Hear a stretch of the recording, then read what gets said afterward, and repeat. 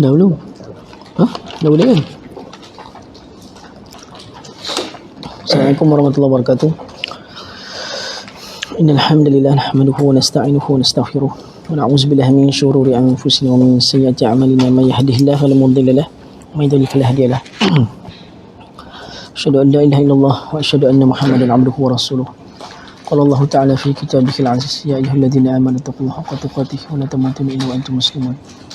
Inna asdaqal hadits kitabullah khairul hadi Muhammad sallallahu alaihi wasallam wa syarrul umuri muhdatsatuha wa kullu muhdatsatin bid'ah wa kullu bid'atin dhalalah wa kullu dhalalatin finnar. Amma ba'd. Alhamdulillah, pada minggu yang dulu Allah cerita pasal keadaan ahli syurga itu fi syughulin fakihun.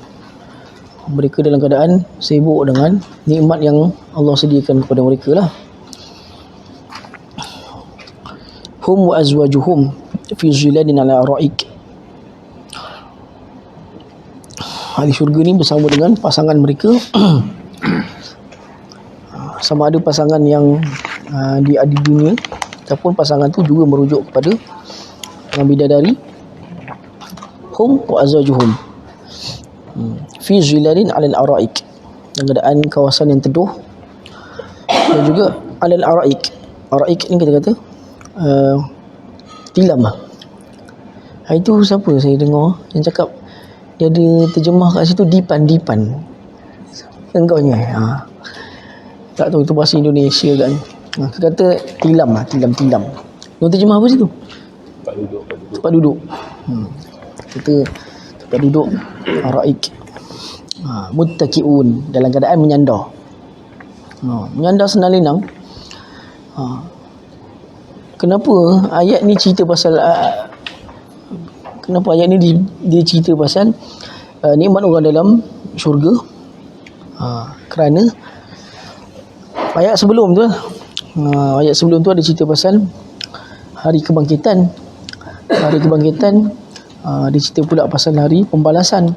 Hari pembalasan dia cerita pula pasal keadaan di dalam syurga.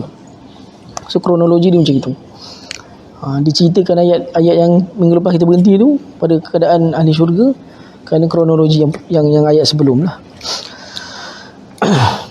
Dia bermula juga ayat tu, kita kata masa mereka bertanya kepada Nabi, mata hadzal wa'du in kuntum shadiqin. Bilakah berlakunya hari kiamat tu kalau kalian orang yang benar? Kerana Allah pun ceritakan bagaimana kronologi hari tersebut berlaku. Sayhatan wahidah, dengan sekali pekik semua mati. Kemudian tiupan yang kedua, semua bangun dalam keadaan bingung. Lepas tu kemudian dikumpulkan dengan pekikan yang kedua. Dan Allah kata hari pembalasan pula, itu hari kebangkitan. Selepas hari pembalasan, yang hari kebangkitan daripada yaumul ba'si, hari kebangkitan. Kalau hari pembalasan panggil yaumul jaza, hari pembalasan. Hari pembalasan ayat 54 tu, iaitu hari itu la tuzlamu nafsun syai'an wa la tujzauna illa ma kuntum ta'malun. Setiap orang hanya dibalas berdasarkan apa yang dia lakukan. Allah kata dalam Quran, likulli imri'in bima kasaba rahin. Setiap orang tertanggung di atas apa benda yang dia lakukan. Itu hari pembalasan. Lepas hari pembalasan, kronologinya bersambung lagi. Dia cerita pula pasal keadaan dalam syurga. Keadaan dalam syurga dalam keadaan berpasangan sibuk dengan nikmat-nikmat yang Allah sediakan. Dan mereka baring menyandar dekat atas tempat tidur. Lahum fiha fakihatun wa lahum ma yad'un. Mereka dapat apa yang lahum fiha, disediakan bagi mereka apa? Buah-buahan lah. Lahum fiha ma yad'un. Dan bagi mereka apa benda pun yang mereka nak, apa benda pun yang mereka serukan. Yang mereka cukup serukan saja. Salamun qawlan min rabbir rahim. Dan Allah kata salamun qawlan min rabbir rahim.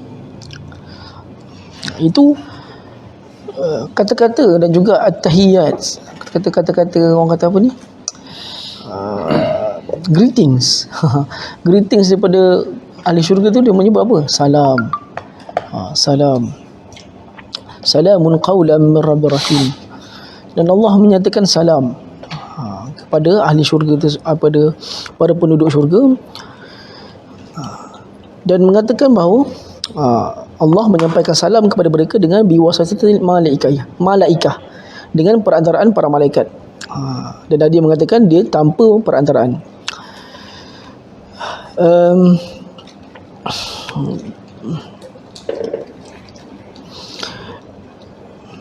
Salamun qawlan min rabbir rahim. Jadi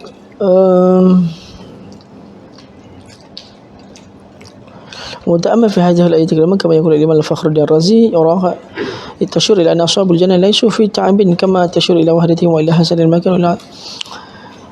Dia yang menafsirkan Allah memberi salam kepada penduduk syurga tu boleh berlaku dua kemungkinan, dengan perantaraan malaikat ataupun tanpa perantaraan. Dan bila Allah memberi salam dalam hadis yang diriwayatkan oleh Ibn Abi Hatim, Ibn Abi Hatim ada meriwayatkan dengan sanadnya sendiri daripada Jabir bin Abdullah, dia mengatakan Allah memberi salam tu dengan menyebut Assalamualaikum. Itu ada perbahasan para ulama, adakah salam tu, kalau kita selalu wasapkan salam, dia kata termasuk dalam bab tahiyat, sebab yang mengatakan salam WhatsApp kita tu, selalu orang sebut salam tu, ada yang menggunakan ayat Quran ni lah, salamun qawlan min rabbir rahim. Seolah-olah dan beberapa ayat lain lagi Allah pun menggunakan perkataan salam kepada ahli syurga. Tetapi keumuman ayat tersebut diterangkan melalui hadis, yang mana Allah menggunakan kalimah Assalamualaikum. Tapi Assalamualaikum tu diringkaskan kepada salam. Salam yang digunakan adalah Assalamualaikum. Tapi tak ada masalah pun kalau kita sebut salam, kan? Cuma adalah ulama membahaskan dari sudut, kalau mereka melihat, macam saya selalu sebutlah, ulama ni dia selalu melihat usul. So usul di dalam ajaran Islam ni secara keseluruhan, dari sudut sunnah Nabi ni, usul dia kalau kita kumpulkan hadis-hadis, dia sangat tak suka menyerupai dengan apa-apa perbuatan yang juga i'tiqad lagi jauh lah dengan kaum Yahudi dan Nasrani. Betul. So salam ni ada yang memakruhkan yang menggunakan salam kerana dia menyerupai salam Yahudi Shalom. Ada yang mengatakan begitulah. Tapi sebagai lagi mengatakan tak ada masalah, sebab perkataan salam dalam Quran tu pun masa juga salam tu ialah ringkasan kepada Assalamualaikum. So tak ada masalah lah, walaupun ada yang kata memakruhkan. So itu perbincangan, tak ada masalah. Sebab kadang-kadang orang nak tulis Assalamualaikum panjang jela, kan? Akum lagi tak sunnah, bid'ah terus lah. Akum tu. Kalau kawan saya dulu lagi sakit hati, dia kalau WhatsApp Camekum. Camekum, dia tulis Camekum. Jadi itu semua kalam bid'ah. Jadi kita kata salam boleh, Assalamualaikum boleh.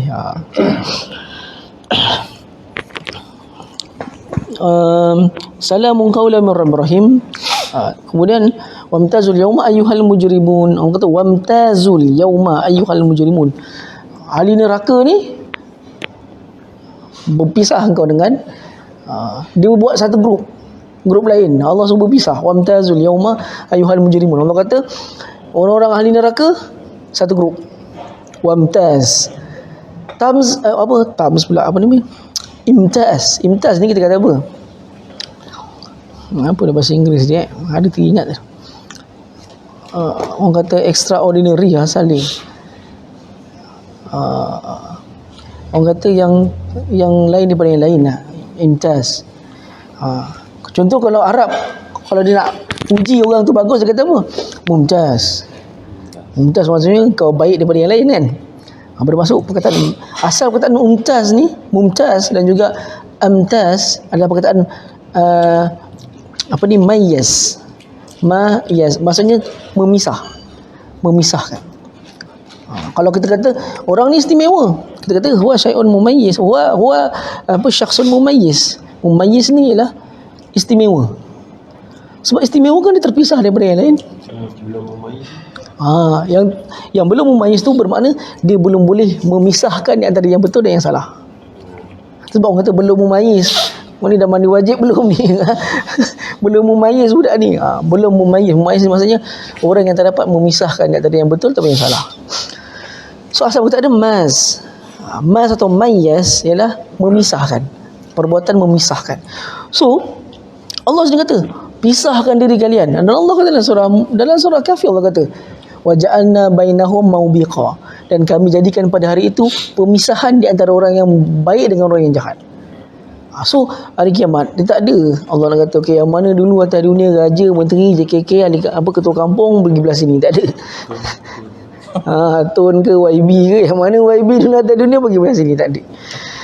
Yang mana dulu keturunan hang tuah ke, keturunan apa ke, bangga dengan keturunan masing-masing, ni semua belah sini, tak ada. Yang hanya pemisahan berlaku hanya orang baik, orang jahat, ahli neraka, ahli syurga, dah. Wamtazul yauma ayyuhal mujrimun. Dia kata wamtaz, berpisahlah kalian, buat satu grup, wahai orang-orang yang masuk neraka ni. Mujrim ni apa? Siapa ingat mujrim? Asal perkataan apa? Jaram ni apa? Penjenayah kan. Tapi Allah nak sebut ni asal orang guna penjenayah maksudnya yang membuat dosa lah, yang membuat maksiat tapi tak bertaubat, panggil mujrim. Alam ahad ilaikum ya bani Adam, apakah bukan aku telah berjanji dengan kalian? Allah kata alam ahad ilaikum, alam ahad ilaikum, apakah aku sudah berjanji, bukankah aku sudah berjanji dengan kalian wahai anak-anak Adam, Allah ta'budu syaitan, supaya engkau jangan menyembah syaitan. Innahu lakum adu mubin, sesungguhnya syaitan itu adalah musuh kamu yang nyata. Wa ani abuduni, tapi sembahlah aku. Hadza siratul mustaqim. Jadi orang kata apa? Sembah ni dalam keadaan ini kita sembah dalam kes ni, orang kalau baca ayat ni mungkin orang akan mengatakan bahawa sembah aku bukan sembah syaitan. Yang sembah syaitan ni tu apa? Orang kata apa nama? Black metal. Black metal tu yang orang kata sembah syaitan. Tak. Sembah syaitan ni apa maksud sembah syaitan?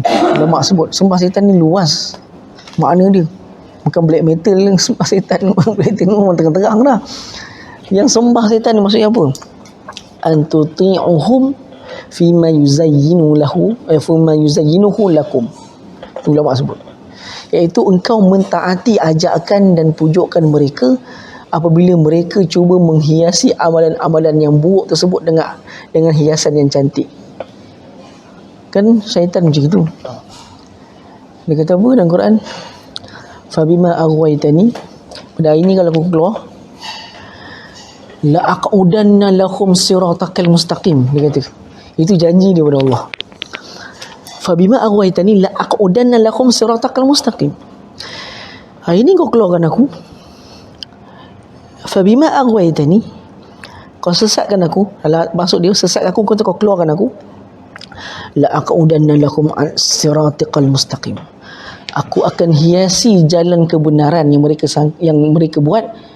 Aku akan hiasi jalan kebenaran, aku akan hiasi jalan jalan-jalan yang buruk ataupun perkara dosa itu dengan satu benda yang lain yang dinampakkan indah. Siratakal mustaqim, jalan yang benar tu, dekat orang yang ikut jalan yang benar tu dia akan goda. Kemudian kata apa? La atiyannahum an aymanihim wa la atiyannahum min baini aydihim wa ma khalfahum wa an aymanihim wa an syama'ilihim.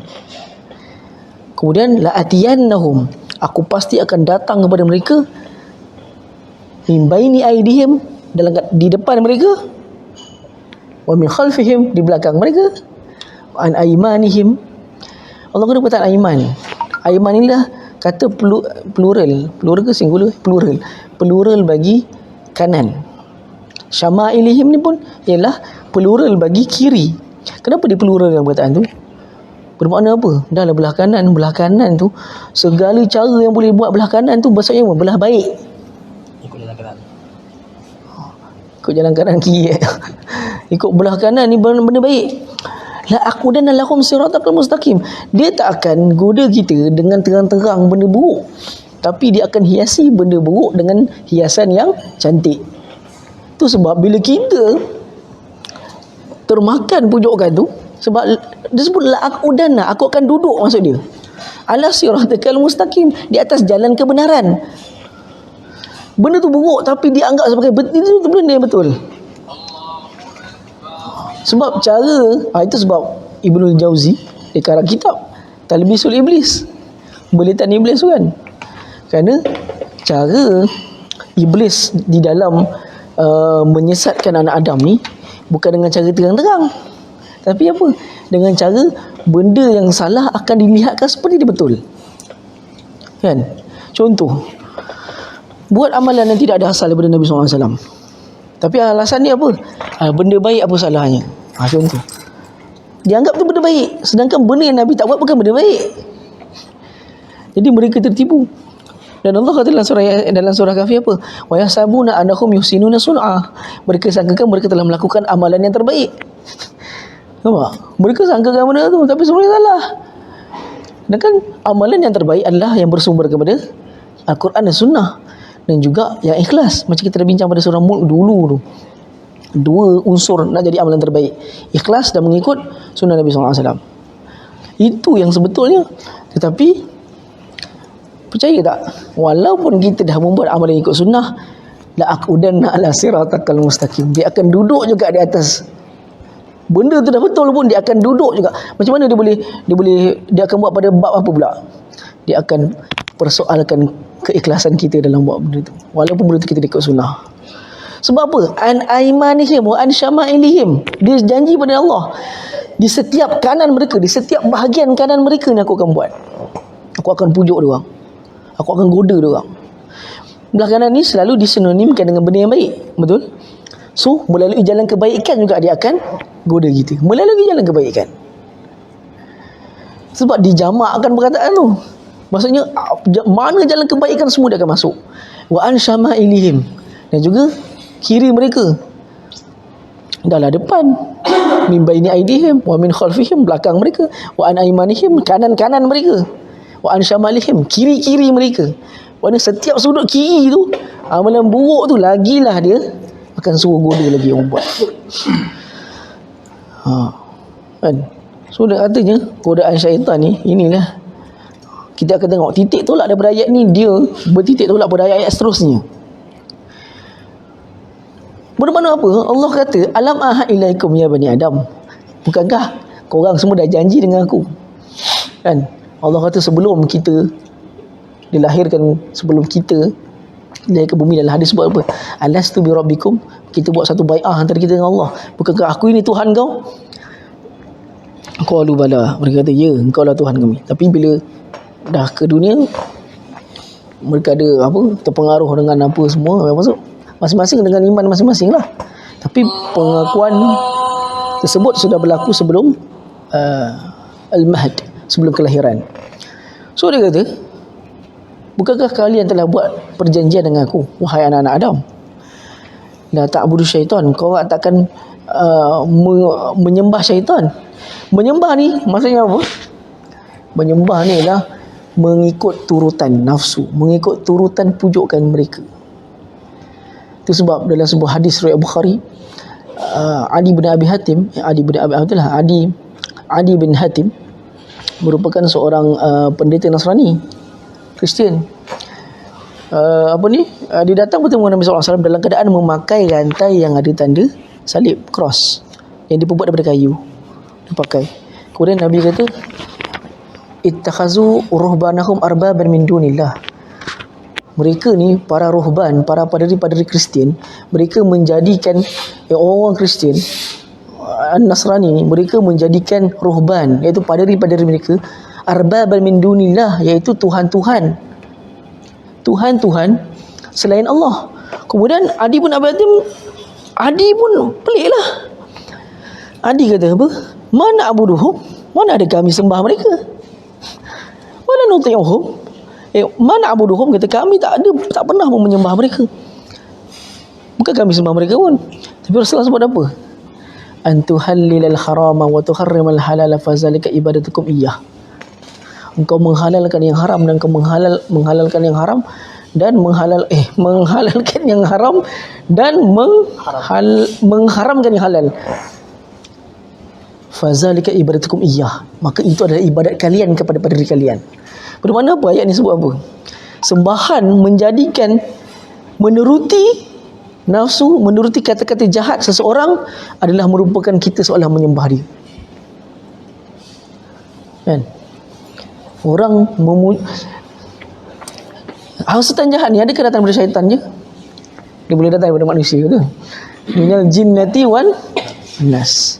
Dua jenis ulama sebut. Dia boleh berlaku daripada syaitan itu sendiri dan juga daripada manusia itu sendiri. Yang mana saya kalau dengan budak-budak, saya selalu sebut yang tu. Diorang kan baca Azra bin Nas, ditadabur surah Nas dengan diorang, kata manusia ni ada dua jenis.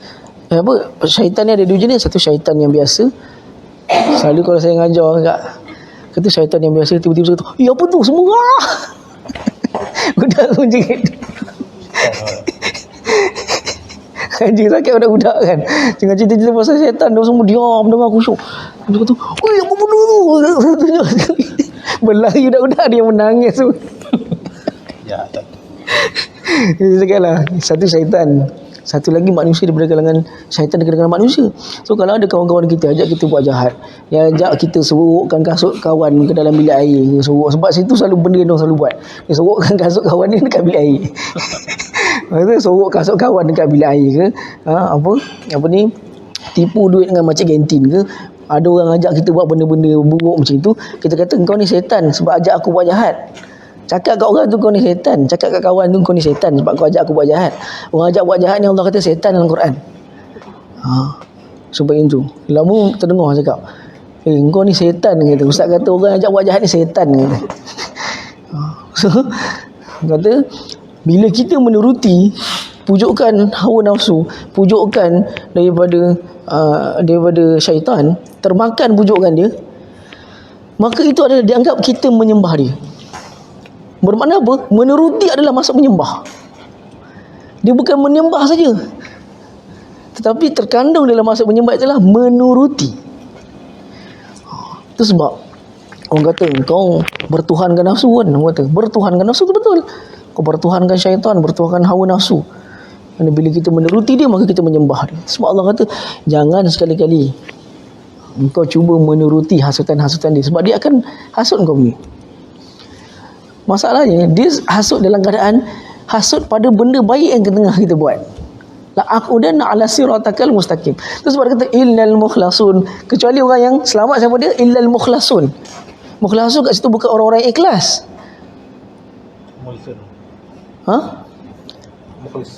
Bukan orang ikhlas maksud dia. Mukhlasun ni ialah orang-orang yang bukan kita kata ikhlas, kita kata orang yang kukuh tauhid dia, kukuh keimanan dia. Kerana perkataan khalas adalah maksudnya suci, bersih, kukuh. Makna orang yang terselamat siapa? Orang yang tauhid dia kukuh. Tauhid dia kukuh sebab Quran dia sebut benda ni tak boleh buat, benda ni salah, ini perangai orang kafir, ini sifat orang menuruti hawa nafsu, inilah bujukan syaitan, inilah hasutan syaitan. Itu adalah iman yang kukuh. Nak dapatkan iman yang kukuh daripada termakan pujukan nafsu, apa dia? Dua cara. Jalan hidayah Quran dan Sunnah. Satu lagi melalui siapa? Nasihat daripada orang-orang yang soleh. So bila kita kata nasihat daripada orang soleh, automatik berkawanlah dengan orang-orang yang soleh. InsyaAllah kita akan terjaga bila kita berkawan dengan orang-orang yang soleh. Bahkan Nabi SAW sebelum hadis Bukhari itu kan, orang yang al-mar'u ala dini khalilih. Seseorang itu di atas agama orang yang paling rapat dengan dia. Kalau orang yang paling rapat dengan dia, agama dia maksudnya perangai dia, perangai buruk. Boleh jadi tak kita perangai buruk sama? Sebab apa? Kita terpengaruh dengan perangai buruk ni. Kalau kawan kita sama juga dengan kawan yang kita kata, kawan dan juga suami isteri. Suami isteri lagilah berkawan kan, lagilah betul-betul rapat. Kalau laki dia suka mencarut, bini pun sama suka mencarut. Kalau bini dia suka menganjing orang, laki dia pun sama juga. Kalau lelaki dia suka merancang orang, bini dia pun perangai sama juga. Al-mar'u ala dini khalili. Seorang itu terkesan dengan perangai orang yang paling rapat dengan dia. Kalau suami dia jenis orang cakap baik, orang soleh, selalu nasihat, maka dia buatkan macam itu juga. Dan dia memberi kesan juga pada anak, kan? Anak juga melihat kepada perilaku orang tua dia. Jadi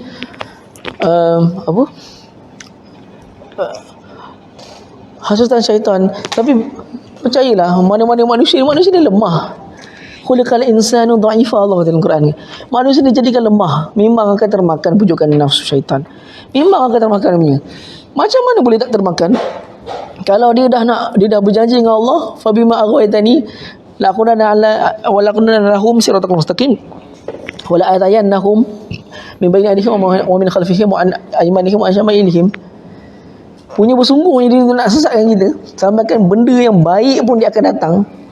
Dia akan sesatkan kita dari sudut amalan baik yang tengah kita lakukan. Dia akan ni memang orang akan termakan punya. So bila dah termakan, apakah jalan dia? Itu bertaubatlah kepada Allah. So dia bukan nak mencela kita ni, memang akan terikut, tapi kita kena ingat ayat ni sebab apa? Engkau dah berjanji dengan aku dulu, kita dah berjanji dengan Allah bahawa kita akan tidak menjadikan syaitan dan juga konco-konco dia sebagai sembahan. Dan dia kata apa? Innahu lakum aduwwum mubin. Ketahuilah sesungguhnya dia tu adalah musuh kamu yang nyata. Syaitan dan konco-konco dia, inilah musuh yang sangat nyata. Tapi orang hari ini menjadikan penolong dia sebagai apa? Syaitan, dan konco-konco dia sebagai penolong mereka. Apa dia? Tu guna khidmat jin. Dan juga malam tadabbur kat Separenggam, iaitu inil kafiruna illa fi ghurur. Inil kafiruna illa fi ghurur. Allah kata dalam surah Mulk, inil kafiruna illa fi ghurur. Yang mana orang-orang kafir ni, mereka ni dalam keadaan akidah, maksudnya pegangan dia orang yang tertipu dengan pegangan yang salah. Apa dia pegangan yang salah? Ayat sebelum tu, innal kafirun illa fi ghurur. Ayat sebelum tu Allah cerita pasal apakah kita tidak beriman dengan yang berada di langit, bahawa dia boleh menterbalikkan sebuah bumi. Dia boleh terbalikkan sebuah bumi. Dan apakah kita tidak beriman dengan yang di langit, dia boleh menghantar suatu angin yang kencang yang mengandungi dalam angin tersebut batu-batu yang kecil. Kemudian apakah kita tidak memerhatikan tentang burung yang berada di atas kepala mereka? Siapakah yang menghalang dia daripada jatuh ketika dia mengingat sayap dia dan menguncupkan sayap dia, membuka dan menguncupkan sayap dia? Kemudian Allah kata lagi, kemudian baru datang tu inil kafir. Apakah tentera-tentera kalian atas dunia ni yang kamu ada dapat menghalang daripada azab Allah bila dia datang? Kerana orang kafir ni punya sangkaan apa? Tak apa, benda yang menenangkan hati dia, benda yang membuatkan hati dia rasa tenang, benda yang membuatkan hati dia rasa dia tak risau. Dia tahu ada selain Allah yang dapat selamatkan dia. Itu Allah kata adalah orang yang tertipu. Itu juga adalah kita menjadikan satu lain sebagai sembahan. Kita merasa yakin, kita merasa tenang, ada kuasa lain selain daripada Allah yang dapat menyelamatkan kita. Saya bagi contoh anak nak masuk U, nak minta bantuan. Tak apa, YB boleh bagi kita bantuan. Contoh saya kata, waktu pilihan raya ni memang bantu YB je. Macam ramah. Dia kata tak apa, orang ni ada boleh bagi duit, jangan risau. Apa? Maksudnya ada benda lain yang kita gantungkan harapan kita. Memang betul orang tu datang dengan asbab Allah kan. Takdir Allah akan datang dengan penyebab. Penyebab nak dapat duit, datang orang yang murah hati datang bagi. Orang yang murah hati datang bagi duit, itu adalah penyebab. Tapi siapakah yang membuat, yang menjalankan penyebab tersebut? Itu sebab Allah kata gantungkan pengantungan kita kepada harapan kita kepada Allah dahulu. Dan bila kita menggantungkan, merasa aman, merasa yakin, merasa ada kuasa-kuasa lain yang dapat menyelesaikan masalah kita, yang dapat memenuhi hajat kita selain daripada Allah, dan hati kita tenang dengan benda tu, itu juga menjadikan dia sebagai sembahan. Kita tak merasakan Allah sebagai penyelamat. Kita tak merasakan Allah sebagai pemenuh hajat kita. Selalu cakap dengan Hakim, jangan harap orang manusia. Dah banyak kali dah harap orang manusia, kita kecewa je. Kemudian Allah kata apa? Ani'budu ni hadha siratul mustaqim. Gantungkan harapan kau kepada aku, ikutilah nafsu kau kepada aku, ajaran aku, agama aku. Haza siratu, itulah jalan yang betul sebenarnya. Itulah jalan yang betul. Jadi Allah berkata benda yang betul adalah jangan kena cuba melawan pujukan hawa nafsu. Wa imma yanzaghannaka minasyaitani nazghun fasta'iz billah, Allah kata dalam Quran. Kalau kau dipujuki dengan apa, membuat, dibisikkan untuk membuat benda-benda yang buruk, sebut apa? A'udzubillahi minasyaitonir rajim. Wa imma yanzaghannaka nazghun fasta'iz billah, Allah kata dalam Quran. Kalau kau dibisik-bisikkan untuk buat satu benda jahat, saya ingat dulu guru saya sebut, cara nak lawan nafsu ni kan, lawan nafsu ni dia kena istiqamah kan. Tak nak menuruti benda buruk ni, tak nak menuruti bisikan-bisikan ni, dia kena istiqamah. Guru saya sebut khalif nafsak. Cara dia antaranya lah yang dia kata, khalif nafsak, hendaklah kau menyanggahi turutan nafsu kau. Kalau waktu tu ada bisikan supaya kita buat benda yang buruk, buat benda yang jahat, maka cepat-cepat buat benda sebaliknya. Cepat-cepat kena buat benda sebaliknya. Kalau kita ajar, selalu kita ajar nafsu kita, kita tak cepat turuti dia, maka lama-lama kita dah biasa dah. Mungkin kita nak senang untuk kita menjauhi perkara dosa dah senang. Tapi dia kena istiqamah lah. Dia kena selalu buat. Iaitu at-tabadur ila khalifin nafsik. At-tabadur tu saya sebut. Guru saya sebut at-tabadur. Tabadur ni apa? Segera menyanggahi nafsu tersebut. Dia kena segera. Dia bukan kita main nak orang kata apa, contoh, inna syaitan ya'idukumul faqr. Allah kata dalam Quran, sesungguhnya syaitanlah yang menjanjikan kefakiran kepada kamu dalam sedekah. Kan? Nak sedekah ni, nak bagi ni, kang aku bagi sedekah ni, kang pula tantah dia ni kang mau beli rokok. Contoh. Ataupun dia kata tantah ni rumah pun dah banglo, main minta-minta ni, contoh. Ataupun sangkaan-sangkaan lain lah yang membuatkan kita terhenti nak buat sedekah. Sedangkan kita tak jelas tentang keadaan orang tu apa kan. Tapi kita punya sangkaan-sangkaan tu dibina.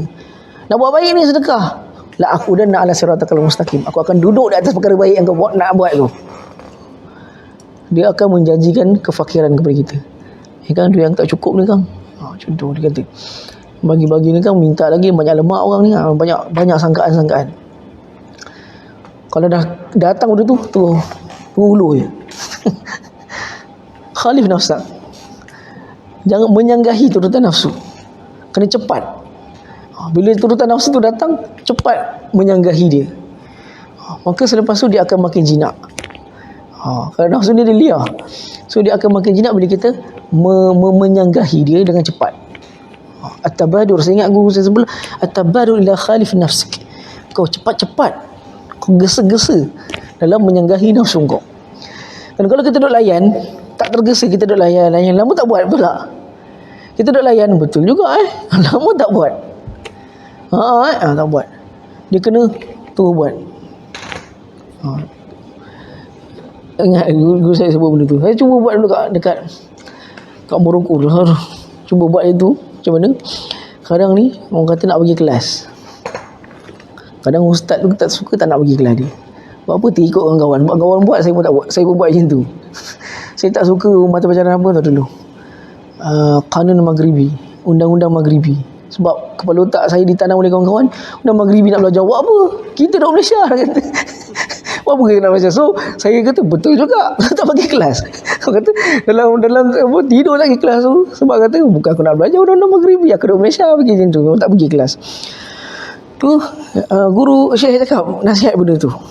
Tengah tidur tu memang rasa macam tak nak pergi kelas. Tengok lain semua pergi depan, semua tidur senyap je. Kan ada kelas hari ni kan. Tapi kena kelas tu lah undang-undang Maghribi tu. Kata semua tidur je ni. Memang aku nak tidur lah. Sekali teringat kata-kata Syekh nasihat benda tu. Tak boleh, pergi terus. Siap, saya seorang yang pergi kuliah. Yang lain semua tidur ni, saya seorang pergi kuliah. Sekali nak cakap cerita je. Hari tu saya pergi kuliah, jadi musibah pula. Pergi kuliah jadi musibah pula. Selama ni budak Malaysia tak pernah pergi. Tiba-tiba hari tu saya datang. Saya duduk, tapi saya macam tak sungguh nak dengar. Saya baca Quran masa tu. Saya baca Quran sendiri-sendiri. Ni saya baca Quran seorang tengok. Lepas tu dia, apa pensyarah saya kata, lepas habis kelas tu Malizi Haji Hinayah kata, apa ni budak Malaysia macam ni Haji Hinayah. Kali ada budak dah lah ada awet Arab sekali tak keluar lagi kan. Ada lagi lah bagi budak Maghribi yang tak keluar lagi, budak Arab tak keluar lagi. Dia panggil saya. Kata cuma kelah, dia kata. Korang semua pemalas nak mampus, dia kata. Uish, alamak, kata pasal ni. Kata, mana Al-Baqun Maliziun, kata. Yang budak Malaysia lain mana, dia kata. Kenapa kau seorang yang ada, dia kata. Kata, sudah, aku pergi kelas pula jadi musibah pula pergi kelas.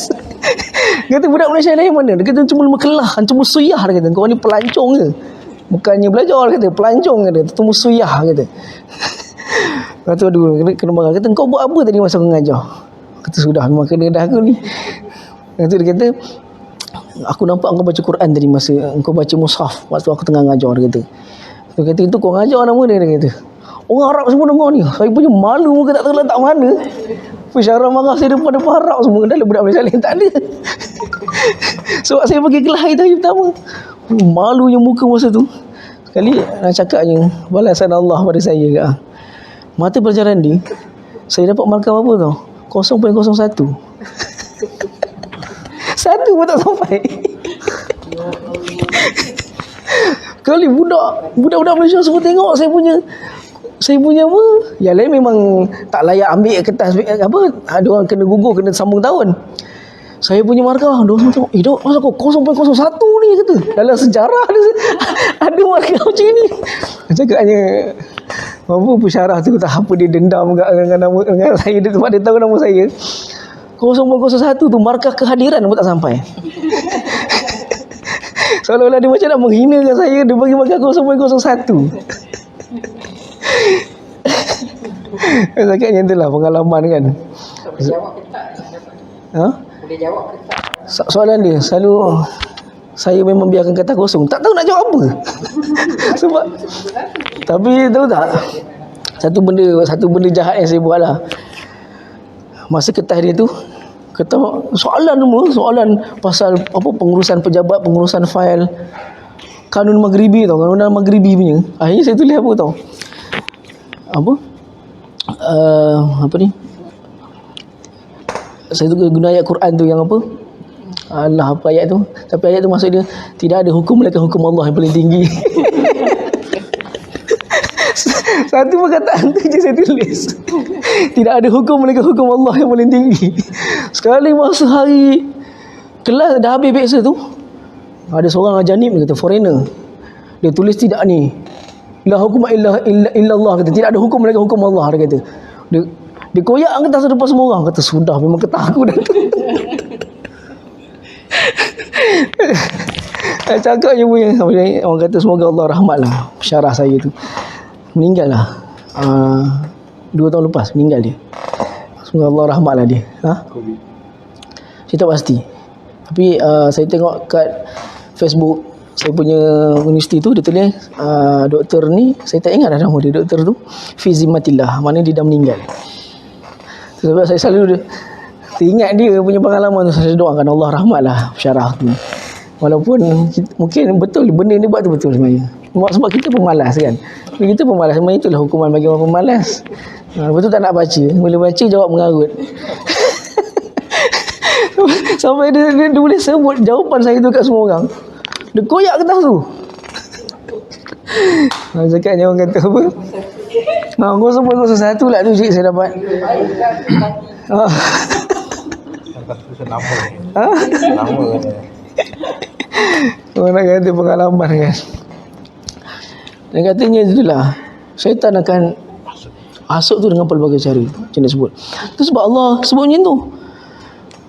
Jangan turuti, tapi engkau lah canggahi dengan nafsu engkau, canggahi dengan pujukan tersebut. Dan ikutlah ajaran Islam, ajaran yang betul. Itulah jalan yang betul. Siratul mustaqim, Allah kata. Kemudian kata apa? Walaqad adalla minkum jibilan katsira. Sebab apa? Sebab walaqad adalla minkum jibilan katsira. Kerana orang dulu-dulu dah ramai dah sesat disebabkan itu. Jibilan tu ramai. Kasirah tu ramai lagi. So ramai-ramai. Nak sekarang jibilan, dia orang terjemah apa jibilan kat situ? Sejumlah.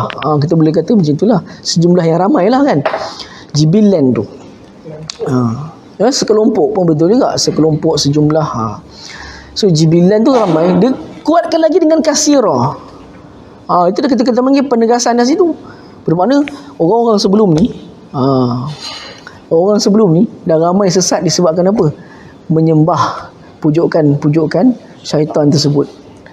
Sama ada menjadikan dia sebagai penolong, ataupun menjadikan dia sebagai penolong, menjadikan redha dan tenang dengan dia yang akan menyelesaikan masalah kita dan memenuhi hajat kita. Itu dari sudut tauhid lah tu kita kata, kan? Afalam takunu ta'qilun, apakah kalian tidak memikirkannya? Ta'qilun, apakah kalian tidak memikirkan perkara tersebut? Dia kata wal makna laqad ahata ilakum ya bani adam ahadan ma'aqid ala sunnati rasuli wa alla ta'budu syaitan wa la tasma'u li waswasatihi wa anna la tabu khutuwatihi li'annahu lakum aduwwan zahiran adawa bihasulata li'anna lakum aduwwan zahiran adawa bihasulata fa adawatuhu ala ahad min al-uqala. Dan dia kata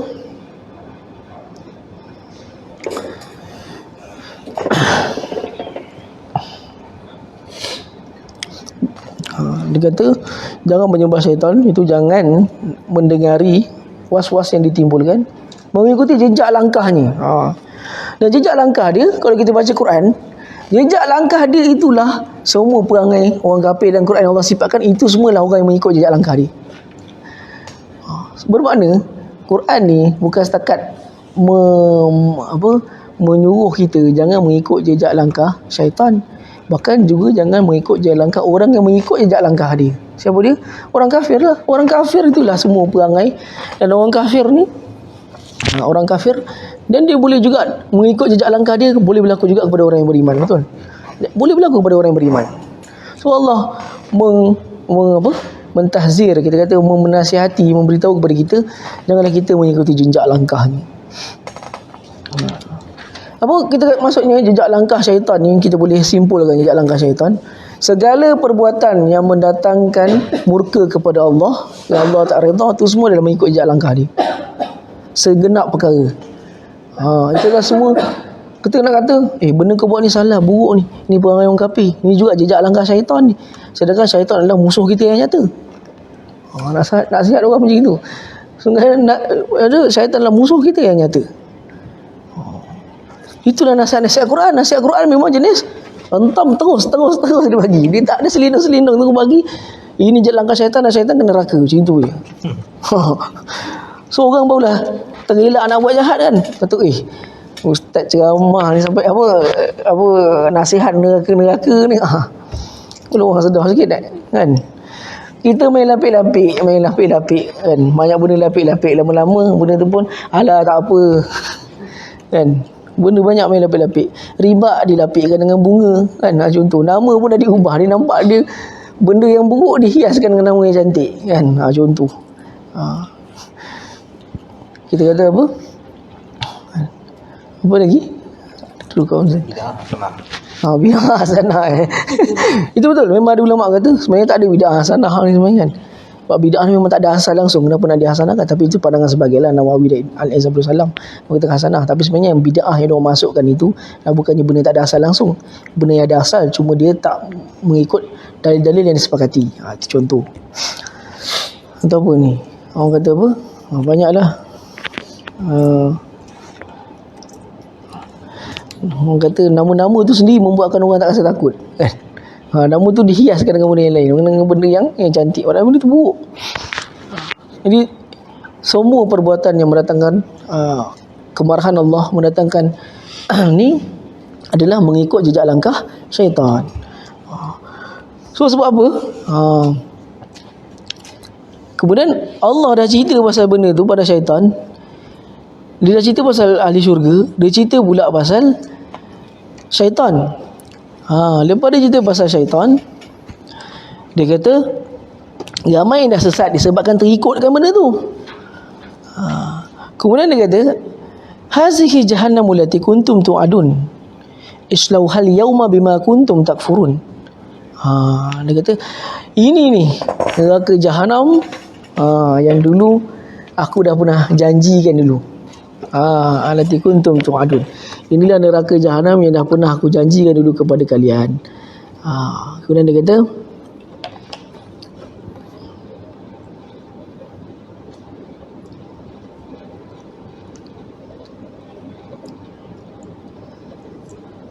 hazihi jahannam allati kuntum tu'adun. Inilah neraka. Allah guna perkataan inilah. Inilah seolah-olah dia live seperti ditunjuk. Inilah haza ni hazihi haza ni. Hazihi ni adalah lil qarib, untuk menunjukkan satu benda yang dekat. Kalau benda tu jauh dia tak panggil hazihi, dia panggil apa? Zalika. Itu. Kalau ini seolah-olah ditunjukkan pada hari tersebut. Seolah-olah Allah menunjukkan inilah dia neraka jahanam dahulu yang pernah aku janjikan. Pernah aku janjikan melalui siapa? Melalui lisan para rasul. Dan juga orang yang menyambung perjuangan para rasul. Siapa dia? Ulama. Ulama ni kerja dia adalah menyambung tugas para rasul, menyampaikan dakwah. Jadi Allah kata kuntum tu'adun, yang telah dijanjikan, islauhal yauma bima kuntum takfurun. Dia kata kat sini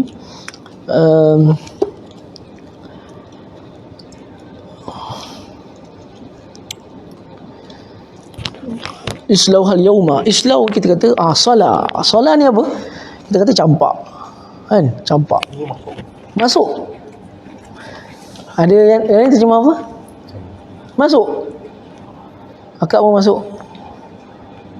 Makcik pun masuk. Akak masuk juga. Itu sebab dia kata masuk ke kita kata salah. Betul. Tapi dia tak deep. Sebab kalau saya pandangan saya peribadilah. Ini pandangan saya peribadi. Tapi dia orang punya terjemahan ni melalui syarat kan, melalui ramai. Dia orang betul, saya tak kata dia orang salah. Cuma saya peribadi tak setuju. Sebab salah ni bukan masuk. Solat ni memang bukan masuk. Kalau yang belajar bahasa Arab tahu solat tu, dia dengar perkataan solat tu, dia dah tahu dah keadaan ni macam mana. Solat ni lah dicampakkan. Dicampakkan. Sebab kalau kita tengok style Quran tak pernah guna perkataan masuk untuk neraka. Tak ada. Kerana masuklah dakhala. Allah tak pernah guna perkataan dakhala untuk neraka. Tak pernah. Selalunya dia akan guna apa? Solat. Solat ni lah dicampakkan. Dicampakkan neraka. Ada orang lain nak masuk neraka. Suka masuk neraka, tak ada orang masuk. Suka masuk, tak ada orang nak masuk. Islauha yauma, pada hari ni dicampaklah korang terhadap benda yang korang tak percaya dulu.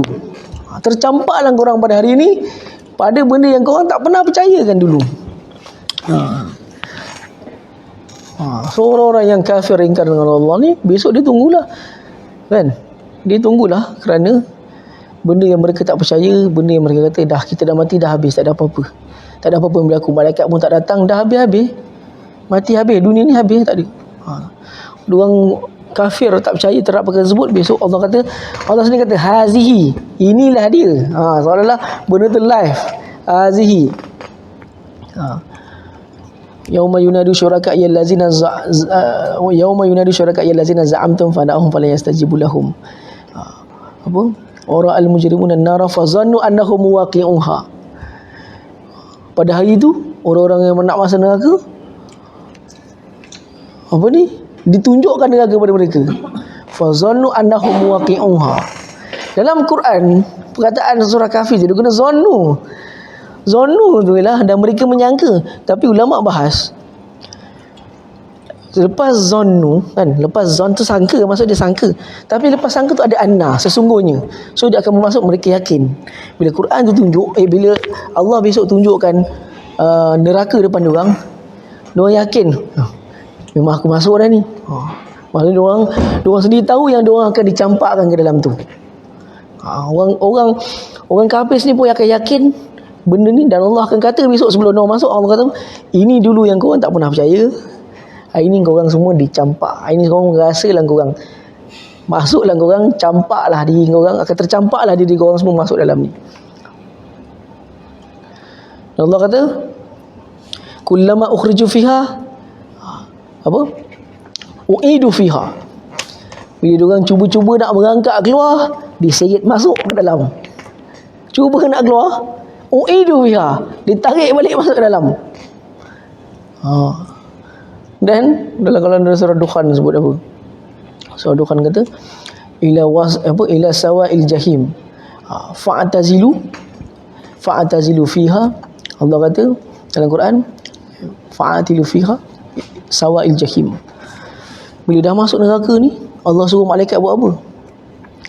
Tarik diorang ni masuk ke tengah-tengah neraka. Dah lah kena tarik masuk tengah-tengah neraka. Sebenarnya Allah kata apa?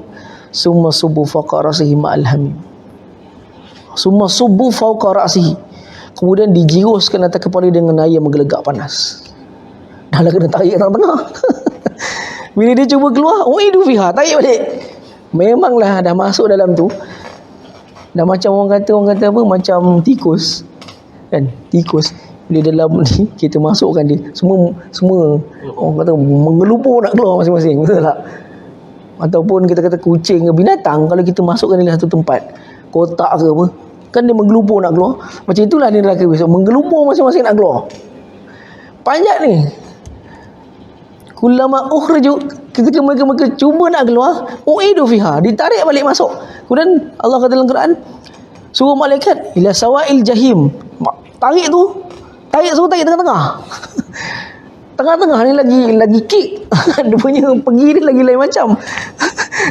Mungkinlah sebab Allah suruh bagi tengah-tengah, sebab macam kita lah masak, api yang kat tengah tu lagi kuat kan, berbanding api kat tepi-tepi. Kalau kita bakar ayam kan, tadi sekolah bakar ayam tahun 6 punya perpisahan.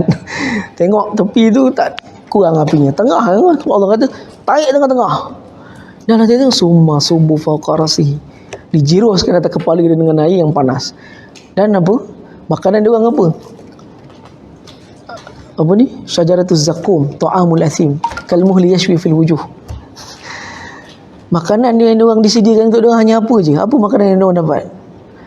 Iaitu satu jenis pokok bernama zakum. Pohon zakum ni tak ada atas dunia. Tak ada nama pokok zakum atas dunia ni, tak ada. Kalau kita tengok tumbuhan lain, contoh anggur, Allah guna tak buah anggur tu akan ada dalam syurga? Ada kan? Anggur, tamar dan segala pohon buah semua ada kan? Tapi zakum ni dia tak ada. Sebab dia adalah kata nama khas untuk tumbuhan dalam neraka sahaja. Memang khas Allah tanam dia, bukan tanam, tumbuhkan dia untuk ahli neraka. Bukan tanam, khas untuk ditumbuhkan. Ditumbuhkan tu khas, tumbuhkan tu untuk ahli neraka. Nama dia pohon zakum. Masa ayat ni turun kan, apa ni, Abu Jahal, ini hadis susah Abu Jahal cakap pada depan semua orang Mekah kan, dia tahu ayat tu turun. Dia kata Muhammad dah cerita pula pasal dia kata kalau kau nak tahu lah, ini kita kata saya punya penjelasannya lah kan. Kalau kau nak tahu, kata Muhammad dah cerita pula pasal ada satu pokok nama zakum dalam neraka. Itu apa? Makanan untuk orang-orang dalam neraka. Kata dia tu tanya, kau orang tahu tak apa dia zakum? Kejap kata. Dalam hadis sebut dia balik rumah. Dia balik rumah, dia ambil apa? Dia balik rumah, dia ambil satu jenis roti, dia panggil sarid. Arab panggil sarid ni ialah satu roti macam roti jala atau roti kirai. Dia ada roti lubang-lubang, dia panggil sarid. Dan guru saya Syekh Sa'id Al-Kamali sebut di Saudi masih lagi apa nama sarid dekat sana, tak pernah. Tak ada orang jamu sarid. Syekh Sa'id Al-Kamali sebut di Saudi sekarang masih ada lagi beberapa orang Arab Badui, Arab yang di tanah padang pasir dan juga beberapa Arab di bandar masih lagi makan sarid. Sarid ni adalah satu menu lama dulu, bersama Nabi punya menu. Dia jenis roti selalu dicicah dengan kuah lah satu. Dia jenis ni, dia buat macam roti jala. Macam roti kirai. Kamu pernah makan? Tak tahu, takut Duna panggil nama lain ke apa? Ada. Dia panggil sarid. Sarid tu Abu Jahal buat apa? Dia letak selit kurma, dia letaknya zabdah, mentega. Dibawa tu semua, dibawa balik kat tempat orang tadi. Dia kata tazakkamu, dia kata rasakanlah zakum, dia kata. Dia punya menganjing dengan Nabi tu. Hadis sahih. Dia boleh menganjing. Nabi kata tak kamu. Sekarang korang semua rasakanlah zakum yang Muhammad dah sebut zakum. Inilah dia, saya rasakanlah. Kan sedap tu. Kan. Kemudian Nabi datang kepada Abu Jahal yang disebut Allah turunkan ayat Quran apa? Aula laka fa'aula. Engkau ni orang yang patut ke neraka. Allah seolah dia kata Allah sampaikan ayat ni aula laka fa'aula. Engkau ni memang patut yang akan ke neraka. Seolah nak cakap neraka kian salam lah. Kata ni neraka dah kian salam kat engkau. Aula laka fa'aula. Kemudian dia kata apa? Kata engkau dengan Tuhan kau dua-dua tak boleh buat apa-apa pada aku, dia kata. Anta wa rabbak. Engkau dan Tuhan kau memang tak boleh, engkau dan Tuhan kau tak boleh buat apa-apa pada aku. Sebab apa? Dia kata sebab aku adalah tuan bagi lembah ni, dia kata. Lembah Hijaz ni memang, kalau kita ikut sejarah, memanglah keturunan Abu Jahal ni yang paling mulia sekali kat Mekah tu. Kata, aku adalah tuan bagi lembah ni. Kata yang apa? Segala orang yang ada dekat sini kan, di lembah Hijaz ni, siapa yang ada, orang kaya mana sekalipun, semuanya duduk bawah aku. Cakap orang sombong, ini semua orang aku. Kau tanya dia, kau kenal tak aku ni siapa? Kau pergi tanya tu, kenal tak aku ni siapa nama? Kan, orang selalu cakap, dia cakap sombong. Allah kata dalam Quran banyak kali, dalam hadis Allah kata banyak kali, orang sombong ni memang takkan masuk syurga. Kan, memang takkan masuk syurga.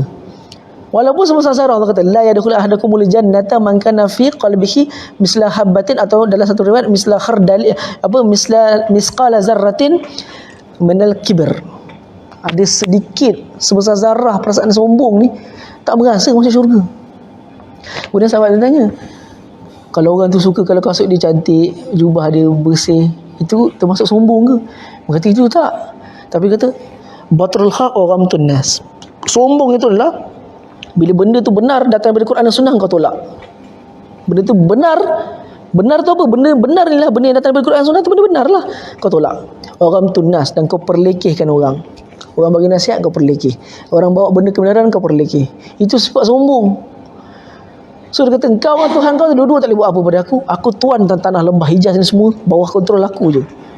Soalan kita macam inilah kita sebut. Kau tanya ni siapa aku? Itu sombong punya cakap tu. Kau tanya dia aku siapa? Kata kau nak apa, kau nak saman-saman pula, kau tanya dia aku siapa? Dia kata jangan itu. Itulah perkataan sombong. Jadi apa, bila dia sebut macam tu, kita nampak ayat tu diturunkan kepada Abu Jahal kerana dengan perkataan sombong dia disebut benda tu. Kemudian turunnya ayat tu, orang sombong ni masuk dalam neraka, dalam masuk neraka diseret sehingga ke tengah, dalam diseret hingga ke tengah, disiram pula dengan air yang panas. Ma'ul hamim, air yang panas, dan diberikan makanan apa? Pohon zakum, ta'amul asim, makanan bagi orang yang jahat. Apa? Kal muhli yashwi fil wujuh, seperti muhul ni apa? Cairan tembaga. Kalau kita kata, kalau kita makan ni pohon tu, dia punya masuk ke dalam perut tu, dia menggelegak seperti air yang panas menggelegak. Bermakna minum, dia rasa dia seperti cairan tembaga yang panas. Dah lah dia seperti cairan tembaga yang panas, dan dia punya menggelegak tu seperti air yang menggelegak. Tak tahu nak cakap macam mana dah. Tak tahu nak cakap macam mana kalau Allah dah sifatkan keadaan neraka macam itu, punya takut, menggelegak dalam perut. Bayangkan, makanan lain tak ada, cuma ada yang tu je lah, zakum tu. Dan ayat tu diturunkan kepada orang yang sombong. So kita kata besok dia orang akan merasalah, orang yang mengikut tunjukkan hawa nafsu, terikut tunjukkan hawa nafsu, dan orang yang mengikut pujukan syaitan. Memang manusia kata tapi Nabi sebut apa? Kullu bani Adam khata'un. Setiap orang manusia ni memang akan buat salah. Wa khairul khata'in at-tawwabun. Tetapi sebaik-baik orang buat salah ialah orang yang bertaubat. So tak boleh tangguhkan taubat, kerana menanggung-nanggungkan taubat. Kita kena taubat setiap hari, kan? Kalau kita menanggung-nanggungkan taubat, kata alah aku tak sakit lagi, taubat nanti nak sakit-sakit pun taubat lah. Ada kawan saya tu lagi jahat, dia kata tak apa, aku dah beli tiket, dia tunjuk tiket. Dia jahat dia cakap. Kata tak apa, aku dah beli tiket, dia tunjuk. Itu menganjing agama salah tu. Dia kata apa? Itu kelas ada orang cakap, Ustaz, macam mana yang ada orang dia rasa aman dengan azab Allah, dia rasa aman sebab dia yakin yang dia ada anak yang tunggu dia kat syurga. Benda tu pun boleh jadi hal tau. Ada orang dia rasa yakin, kata alah aku buat jahat pun tak ada hal, anak aku dah tunggu kat syurga. Sebab dia ada anak yang meninggal kecil. Jadi bagi dia, aku buat dosa tak ada hal lah ni. Anak aku dah melambai dah kat syurga tu. Katanya punya yakinnya dia, aku ni buat jahat pun tak ada hal ni sebab anak aku yang kecil dah tunggu kat syurga. Dia kata itu salah. Sebab Allah kata apa? Ma min syafi'in illa min ba'di izni. Tidak ada orang yang berhak memberi syafaat melainkan selepas dengan izin Allah. Memanglah orang kata adanya dalam hadis riwayat Bukhari ada syafaatul malaikat wa syafaatul mu'minin wa syafaatul malaikat wa syafaatul mu'minin wa syafaat nabiyun. Orang malaikat boleh beri syafaat, orang beriman boleh beri syafaat, orang nabi-nabi boleh beri syafaat. So mungkin itu termasuk dalam syafaat orang beriman. Ataupun kata seorang lagi, dia kata lagi seorang lagi tu pula ustaz, dia kata anak aku dah sekolah tahfiz. Aku memang masuk syurga lah, dia kata. Ini pun ada jenis macam itu pula. Ada orang berfikiran, aku nak masuk syurga kan, aku ni amal tak banyak, nak masuk syurga tapi amal tak banyak, so kita hantar anak tahfiz lah. Sebab anak tahfiz boleh bawa 70 orang dia kata, ahli keluarga. Itu hadis terlalu dhaif. Apa? Tapi Al-Albani kata hadis tu walaupun sanadnya terlalu dhaif, tetapi di sudut makna dia sahih betul, sebab itu termasuk di dalam syafaat orang beriman. Kalau anak dia masuk syurga lah kan. Tetapi setiap orang yang, bahkan Nabi SAW sendiri pun, walaupun dia memiliki syafaat al-uzma, dia tidak boleh, antara syafaat Nabi lah, dia boleh masukkan orang yang patutnya masuk neraka, dia masukkan dalam syurga. Itu antara syafaat dia. Tetapi wa ma min syafin illa min ba'di iznihi. Itu ayat tu sangat besar. Tidak ada orang yang boleh memberikan syafaat selepas dengan keizinan dia. Walaupun mereka memiliki syafaat, tapi tetap dengan keizinan Allah juga nak masuk. Kalau Allah kata dia ni berhak ke neraka, tak ada orang boleh cakap apa. Last endorsement. Last endorsement tu bukan kata aku masuk anak sekolah tahfiz, aku dah ada syurga dah. Ya Allah, nak cakapnya orang punya orang Melayu ni agaknya semua benda nak express. Nak masuk syurga pun express juga. Dia punya kepala otak fikir nak express ni, sampai nak masuk syurga pun fikir express juga. Betul. Orang Melayu ni dah hidup dengan main kabel, masuk syurga pun nak pakai kabel juga. Kata bismillah. Dia ada jalan lain Dia mesti ada fikir. Dia punya jalan kreatif dia tu. Orang kata itulah, orang kata sangkaan orang yang tertipu kan. Allah kata innal kafiruna illa fi ghurur. So kita janganlah mempunyai sangkaan yang menipu kan. Jadi dia kata islau hal yauma bima kuntum takfurun. Al yauma, pada hari ini, nampak al yauma tu dah ada alif lam. Yaum tu pula baris atas. Itu kalau ikut bahasa Arab tu alif lam tu satu. Memang alif lam tu menunjukkan apa? Pada hari itu. Dan yauma tu berbaris atas menunjukkan memang betul-betul pada hari itu. Seolah-olah hari yang tu macam seolah-olah Allah cakap benda yang tengah live. Dia macam gambarkan benda tu tengah live, sedang berlaku. Pada hari itu nakhtimu. Nakhtim ni kita kata diorang terjemah apa kat situ nakhtim? Kami tutup mulut. Okey.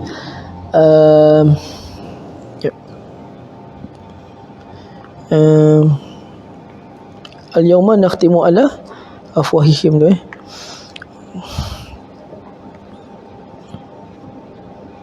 Okey.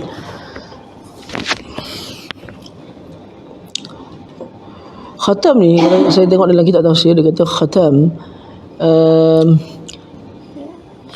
mana khatam tadi?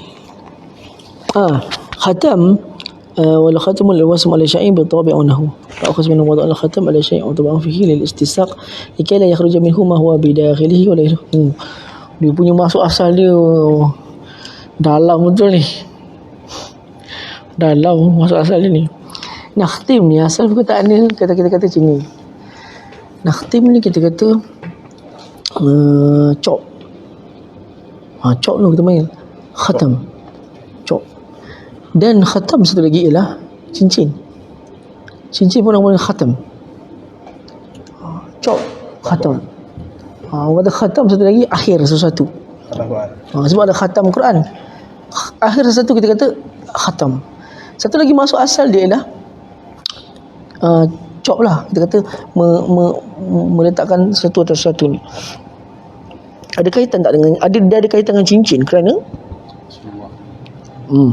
sebelum Rasulullah lagi, para kaisar, pemerintah Rom, mereka cop apa-apa wasaik, dokumen-dokumen menggunakan cincin yang ada kat dia.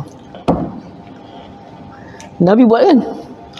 Kerana itu memang apa yang dibuat oleh pemerintah, apa yang masyhur oleh pemerintah buat waktu tu, memang mereka menggunakan cincin mereka sebagai cop. Macam tu. Cop moh. Dan cop moh tu letak atas cincin dia orang. Sebab cincin dipanggil khatam juga. Cetak pun dipanggil khatam juga. Kemudian so nak kata di sini khatam ni kalau kita nak terjemah ni, kita katakan dicop. Perlu dicop. Tapi kalau nak kata ditutup, betul juga, bukan kita kata salah. Betul. Tapi saya nak sebut dari sudut makna asal. Makna asal. Dia semua perkataan dalam Quran ni semua ada makna asal. Semua makna asal. Kadang-kadang ada saya terjemahkan makna asal. Tapi kadang ada makna asal tu dia punya tu jauh. Kan? Makna betul-betul dia punya makna tu kadang jauh dia punya ni. Tapi dia betul tak ada asal sebab dia ni diturunkan dengan bahasa Quraisy. Kan Nabi sendiri dalam hadis disebut apa? Quran ni ditulis apa ni, bukan Nabi silap. Para sahabat sendiri meletakkan satu piawaian di dalam menyalin Quran semula. Dia kata rangkumkan semuanya dengan neraca bahasa Quraisy. Kerana Nabi itu Quraisy. So mengikut bahasa Quraisy. Semua bahasa Quraisy. Resam Usmani gitu. Bahasa, tapi ada yang lain-lain macam dialek-dialek lain tu ada juga kan, macam kita tu wadduhi wal laili idza saji tu kan.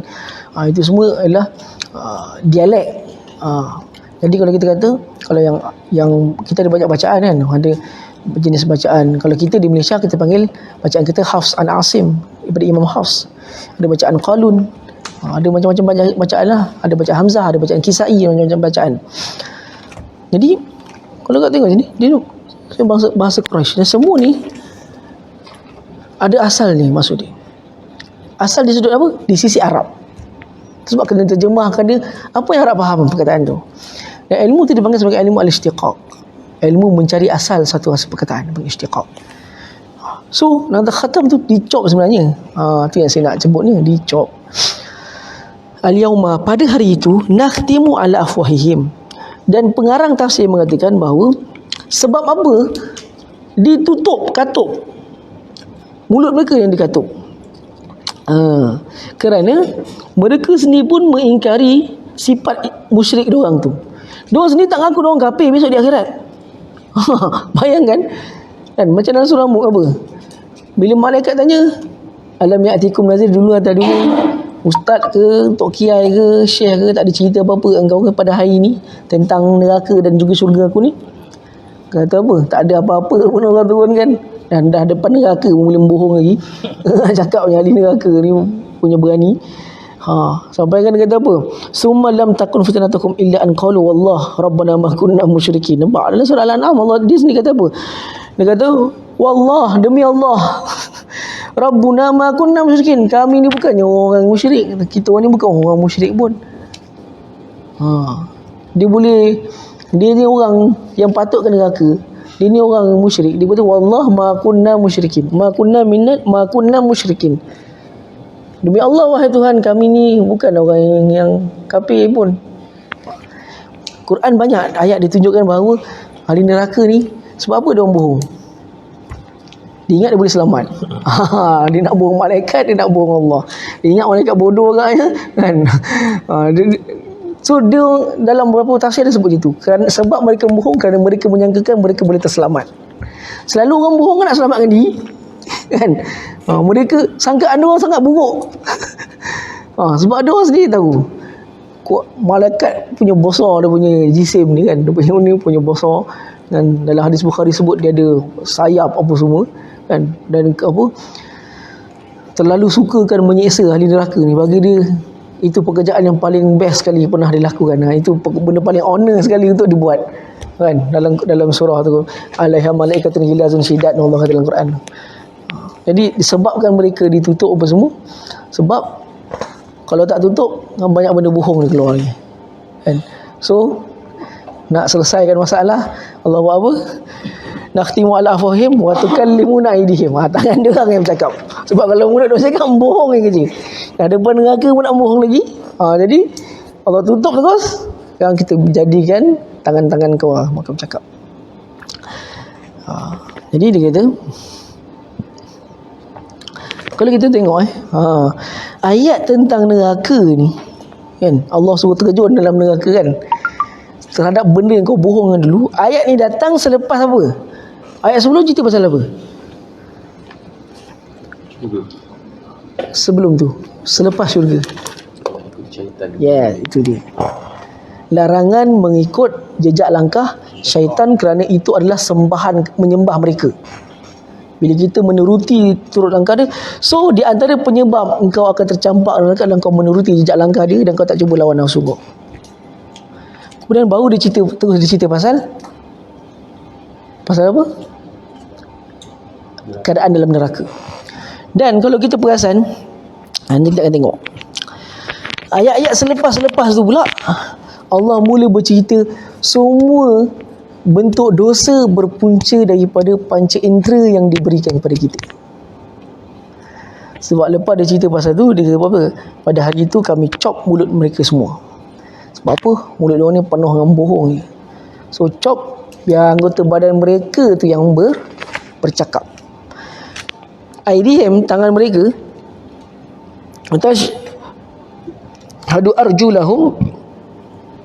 tashhadu arjuluhum bima kanu yaksibun, terhadap apa yang telah mereka lakukan, usahakan. Dan dia kata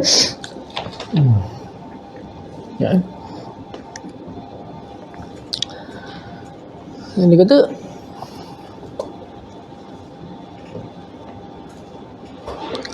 kerana apa lagi satu, Allah buatkan anggota badan mereka yang bercakap, kerana anggota badan mereka boleh cakap, mereka takkan bohong. Betul tak?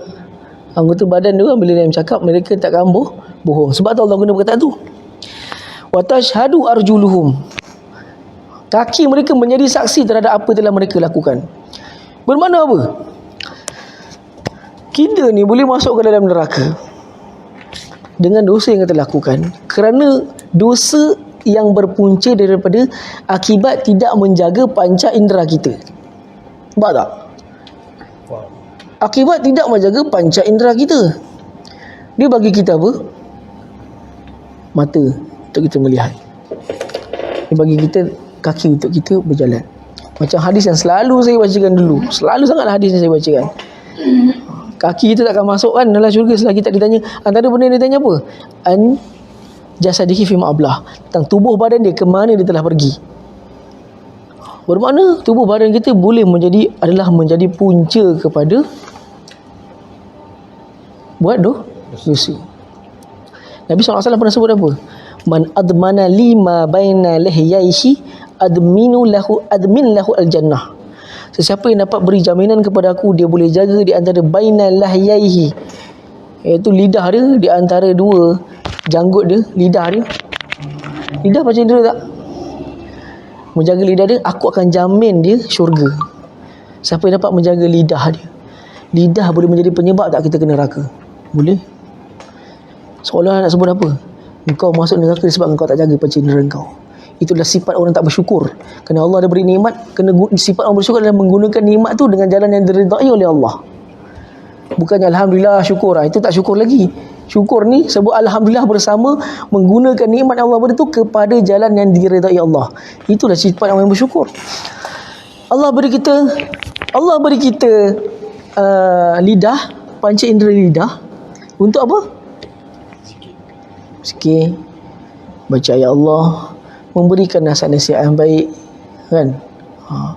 So boleh menjadi tak kita ke neraka? Apa contoh kejahatan lidah ni? Mengumpat, kan? Mengumpat ni orang pada hari ni orang saya perbuatan mengumpat ni memang benda yang saya sih daripada pun kata benda sangat susah. Susah orang nak sebab Allah kata siapa dapat jamin lidah dia, aku jamin syurga bagi dia. Lidah ni boleh jadi penyebab untuk kita ke neraka dan ke syurga, betul? Dengan lidah ni je. Dialah penyebab kita boleh ke syurga dan juga menyebab kita ke neraka. Itu. Kemudian dengan tangan. Allah kata apa? Tangan dia besok bercakap. Kaki dia besok bercakap. Allah kata dalam hadis kursi satu. Allah kata dalam hadis kursi. Dalam hadis Nabi sebut, Allah berkata, man adali waliyan faqad azantuhu bil harbi. Sesiapa yang memusuhi wali-wali aku, wali ni maksudnya apa? Orang yang dekat dengan aku. Dia tak nantikan orang hari ni silap dia orang faham wali Allah ni. Kita peliknya apa tau? Geng supi je wali Allah. Pelik kita. Bapak supi, wali-wali Allah banyak datang daripada bapak supi je. Iblis. Mimpi iblis. Mimpi iblis dia kata orang Wahabi ke neraka. Kena masuk sini pula. Tak, yang kita pelik ni orang hari ni dia sogok kepada orang lain. Yang buat orang yang duduk pondok, orang yang apa orang kata wali Allah berjalan di sekitar tu je. Sedangkan wali Allah ni kata tu saya pernah cerita dulu, ada orang kata wali Allah ni kau kena tengok rumah dia, kalau rumah dia buruk tu wali Allah. Dia kata memang pelik benda-benda macam ni. Orang kata orang tak kenal wali Allah sebab dia sokongkan wali Allah dengan cara yang salah. Sebab kepala otak dia orang cuma fikir wali Allah ni mesti boleh jalan atas air, mesti boleh berterbang, mesti kena ada benda khawarikul adah, mesti dia kena ada benda tu. Dia mesti kena ada benda yang tak mampu manusia biasa boleh buat. Dulu orang disogokkan dengan dia kata ini wali Allah ni sebab dulu dia pernah apa? Sembahyang berbintang. Bukan. Dekat Melaka ada seorang tu, dia cerita yang dibawa mulut ke mulut. Apa sultan tu? Tak, ada seorang orang kata orang alim lah situ, tapi saya tak tahu, kita nak nafikan pun tak boleh. Satu adab dia nak kata dia nafi pun tak boleh, tapi nak yakin dengan tu pun tak boleh. Dia sekadar cerita-cerita rakyatnya. Kita nak nafikan, kita nak kata benda tu betul pun tak ada orang sebab dia tak hidup di zaman tu. Dia sebab apa? Dulu ada seorang tu, Tok Guru tu kat Melaka. Dia cerita yang masyhur di antara lidah-lidah manusia ialah dia pernah isi minyak dengan gunakan air. Kereta dia berjalan. Banyaklah. Kemudian masa dia meninggal, buaya-buaya Kuala Linggi semua naik darat. Macam-macam cerita. Kita takut apa tau? Sebab apa kita tak boleh nak benarkan? Kerana takut itu semua datang daripada version yang ditokok tambah. Kan? Datang daripada version yang ditokok tambah. Sedangkan Nabi SAW sebut apa? Kafa bil mar'i kaziban an yuhadditha bi kulli ma yasma'. Cukuplah orang tu dianggap pembohong bila dia cerita benda yang dia dengar. Kan? So sedangkan Imam Syafi'i sebut apa? Siapa dia wali Allah? Bukan wali Allah. Kata iza ra'aita ahadan yatir fil hawa wa yamshi fawqal ma'. Dia terbang atas udara, dia jalan atas air. Kalau kau nampak seseorang tu jalan atas air, terbang atas udara, fatar bi ardi ila kitabillah wa sunnah rasulih. Kau bentangkan kepada dia tentang sunnah Nabi dan kitab Allah. Kerana nak syarat jadi wali Allah, dia kena tahu tentang kitab Allah dan sunnah Rasul. Itu syarat jadi wali Allah. Kerana wali itu maksudnya yang dekat. Bermakna orang yang dekat dengan Allah. Seorang itu tak akan boleh dekat dengan Allah bila dia tak ikut sunnah Rasul. Betul tak? Qul in kuntum tuhibbunallah fattabi'uni yuhibbukumullah. Allah kata. Katakanlah wahai Muhammad, siapa yang cintakan Allah mesti orang yang dekat dengan Allah. Hendaklah dia mengikut engkau wahai Muhammad. Itu syarat dapat cinta Allah.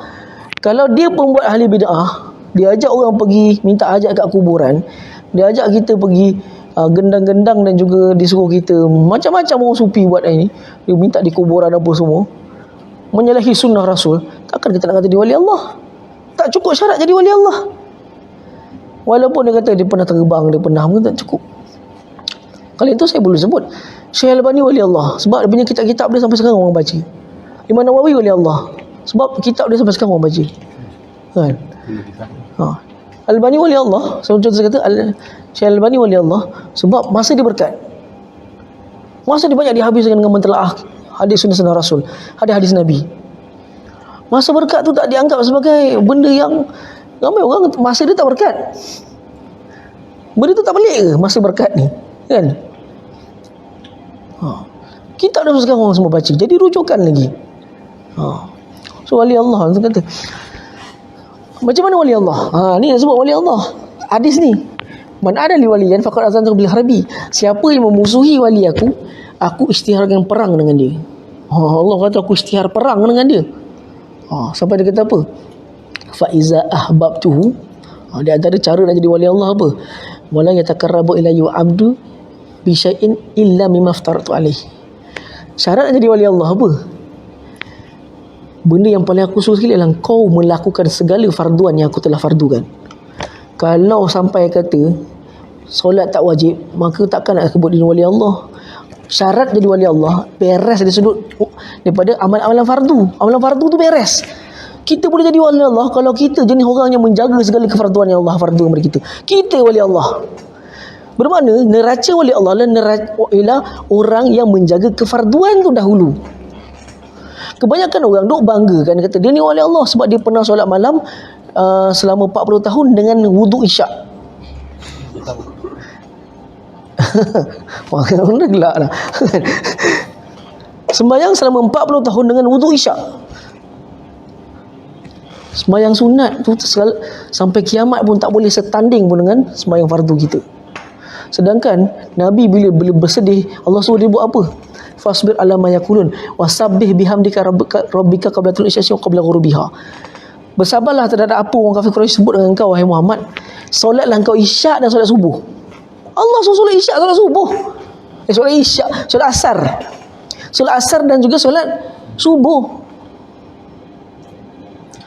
Suruh buat solat fardu. Solat fardu tu beres dulu.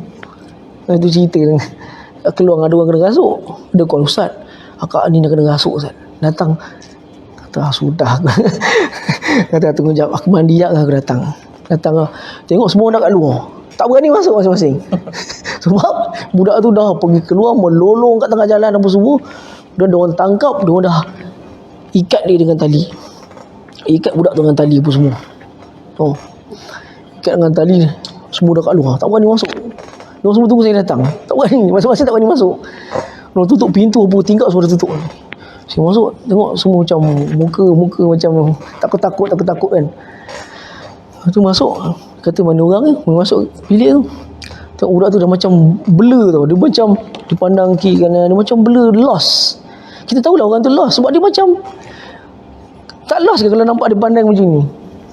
Tak lost ke? Dalam rumah sendiri pandang macam ni. Kita kalau datang rumah lain pandang macam ni betul lah. Di rumah sendiri dia punya pandang macam dia duduk rumah orang lain. Lost lah. Betul lah lost ni budak ni. Macam blur lah. Lepas tu saya kata tak apa, letak dalam bilik. Lepas tu saya kata ambil air. Ambil air. Saya baca sikit je. 3 kul saya baca. Kata sekarang masing-masing semua ambil wuduk, kita sembahyang isyak. Buat fardu dulu. Itulah ruqyah terbesar sebenarnya. Kau bereskan fardu kau dulu. Sebab Pak kata kemungkinan, saya tak kata ahli rumah tu, saya tak sangka buruk dengan dia. Kemungkinan mereka mungkin jarang nak dirikan solat fardu di dalam rumah tu sendiri. Jadi mungkin kita boleh buat sama-sama. Saya kata, saya tak cakap dengan dia macam itulah. Semua saya perasaan macam itu. Saya rasa perasaan saya macam itulah. Sebab dengan melihat kepada keadaan isi rumah lah. Jadi saya kata masing-masing pergi ambil wuduk. Saya kata, saya cakap kau suruh Echan, kau suruh semua ambil wuduk sekarang. Masing-masing semua kena sembahyang. Kalau kau nak dia tak bergaul lagi, semua kena sembahyang. Saya kata. Lepas tu dia pergi ambil wuduk. Azan, suka azan, sembahyang isyak. Terus saya kata dia kalau dia meracau lagi baca Quran. Baca Quran, nak azan ke nak baca Quran suka hatilah saya kata. Tapi besoknya sembahyang subuh berjemaah kat sini, sembahyang subuh berjemaah kat sini, subuh zuhur berjemaah sini, asal bereskan fardu dulu. Itulah ubat yang paling besar saya kata. Kau bereskan fardu kau dulu. Ramai orang lupa nak nasihatkan kau bereskan fardu, tapi dia orang semua duk mencari-cari kehebatan pada amalan-amalan yang sunat. Sedangkan usulnya adalah kita menjaga fardu, kita dapat jadi wali Allah. Betul tak? Allah sendiri kata, tak ada sesuatu pun yang boleh dekat dengan aku melainkan dengan dia melakukan benda yang telah aku fardukan ke atas kau. Wala yazalu yataqarrabu ila yadu abdi bin nawafil hatta uhibbah. Dan kalau orang tu berterusan menambah amalan fardu tersebut dengan amalan sunat, berterusan melakukannya, sehinggalah dia mendapat kecintaan aku, sehingga dia mendapat cinta aku. Buat amalan sunat ni maksudnya buat banyak-banyak sampai mendapat cinta Allah. Tapi first dia sebut apa? Fardu. Ramai orang tak nampak penyelesaian dia datang daripada solat fardu. Dan Nabi bersedih ni, Allah suruh solat subuh dengan solat asar. Solat fardu. Kemudian dia kata apa? Fa iza ahbabtuhu, kalau aku dah cintakan orang tu, fa kuntu sam'ahu allati yasma'u bihi, aku adalah pendengaran dia. Nampak? Panca indera ni boleh menjadikan kita wali Allah, orang baik, orang beriman dengan panca indera kita juga. Allah kata apa? Kalau aku dah suka dia, aku dah cinta kat dia, fa kuntu sam'ahu allati yasma'u bihi, aku adalah pendengaran yang dia dengari. Apa maksudnya kat situ? Bila Allah dah cinta dia, Allah akan pelihara dia daripada pendengaran-pendengaran yang apa? Tak baik. Kerana aku akan menjadi pendengaran dia. Kemudian dia kata apa lagi? Wa kuntu wa yadahu alladhi yabtishu biha, dan tangan dia terhadap apa pun yang dia gapai, apa pun yang dia perbuatkan, apa pun yang dihayunkan. Batas kita kata hayun. Bermakna, faham tak hayun? Dia guna hayun tu, hayunan tangan dia tu. Setiap hayunan tangan dia tu, aku adalah penghayunnya. Wa kuntu basarahu alladhi yabsiru biha, alladhi yabsiru bihi, dan aku adalah penglihatan dia terhadap apa pun yang dia lihat. Nampak? Itu berwujud daripada panca indera juga. Kan? Panca indera boleh, tu sebab ayat ni seolah-olah dia beritahu pada kita, pada hari tu panca indera kau yang bercakap, sebab panca indera kau lebih benar cakap daripada waktu tu. So berbahagilah bagi orang yang menjaga panca indera dia dulu di atas dunia.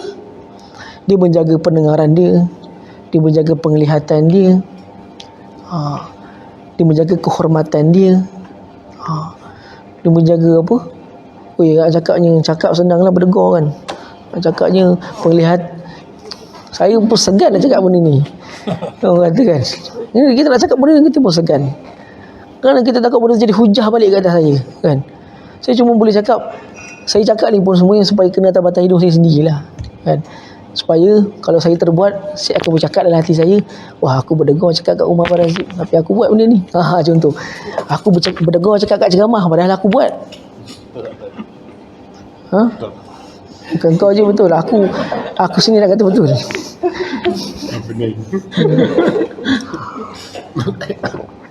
Betul lah, memang betul. Kita semua memang, orang kata ustaz pun manusia kan, tapi memang ustaz. Betul bang, betul bang. Tapi kita kata macam mana nak cakap, dia yang ustaz ni lebih terasa lagi, sebab dia yang berdegar cakap. Saya selalu terasa macam tu.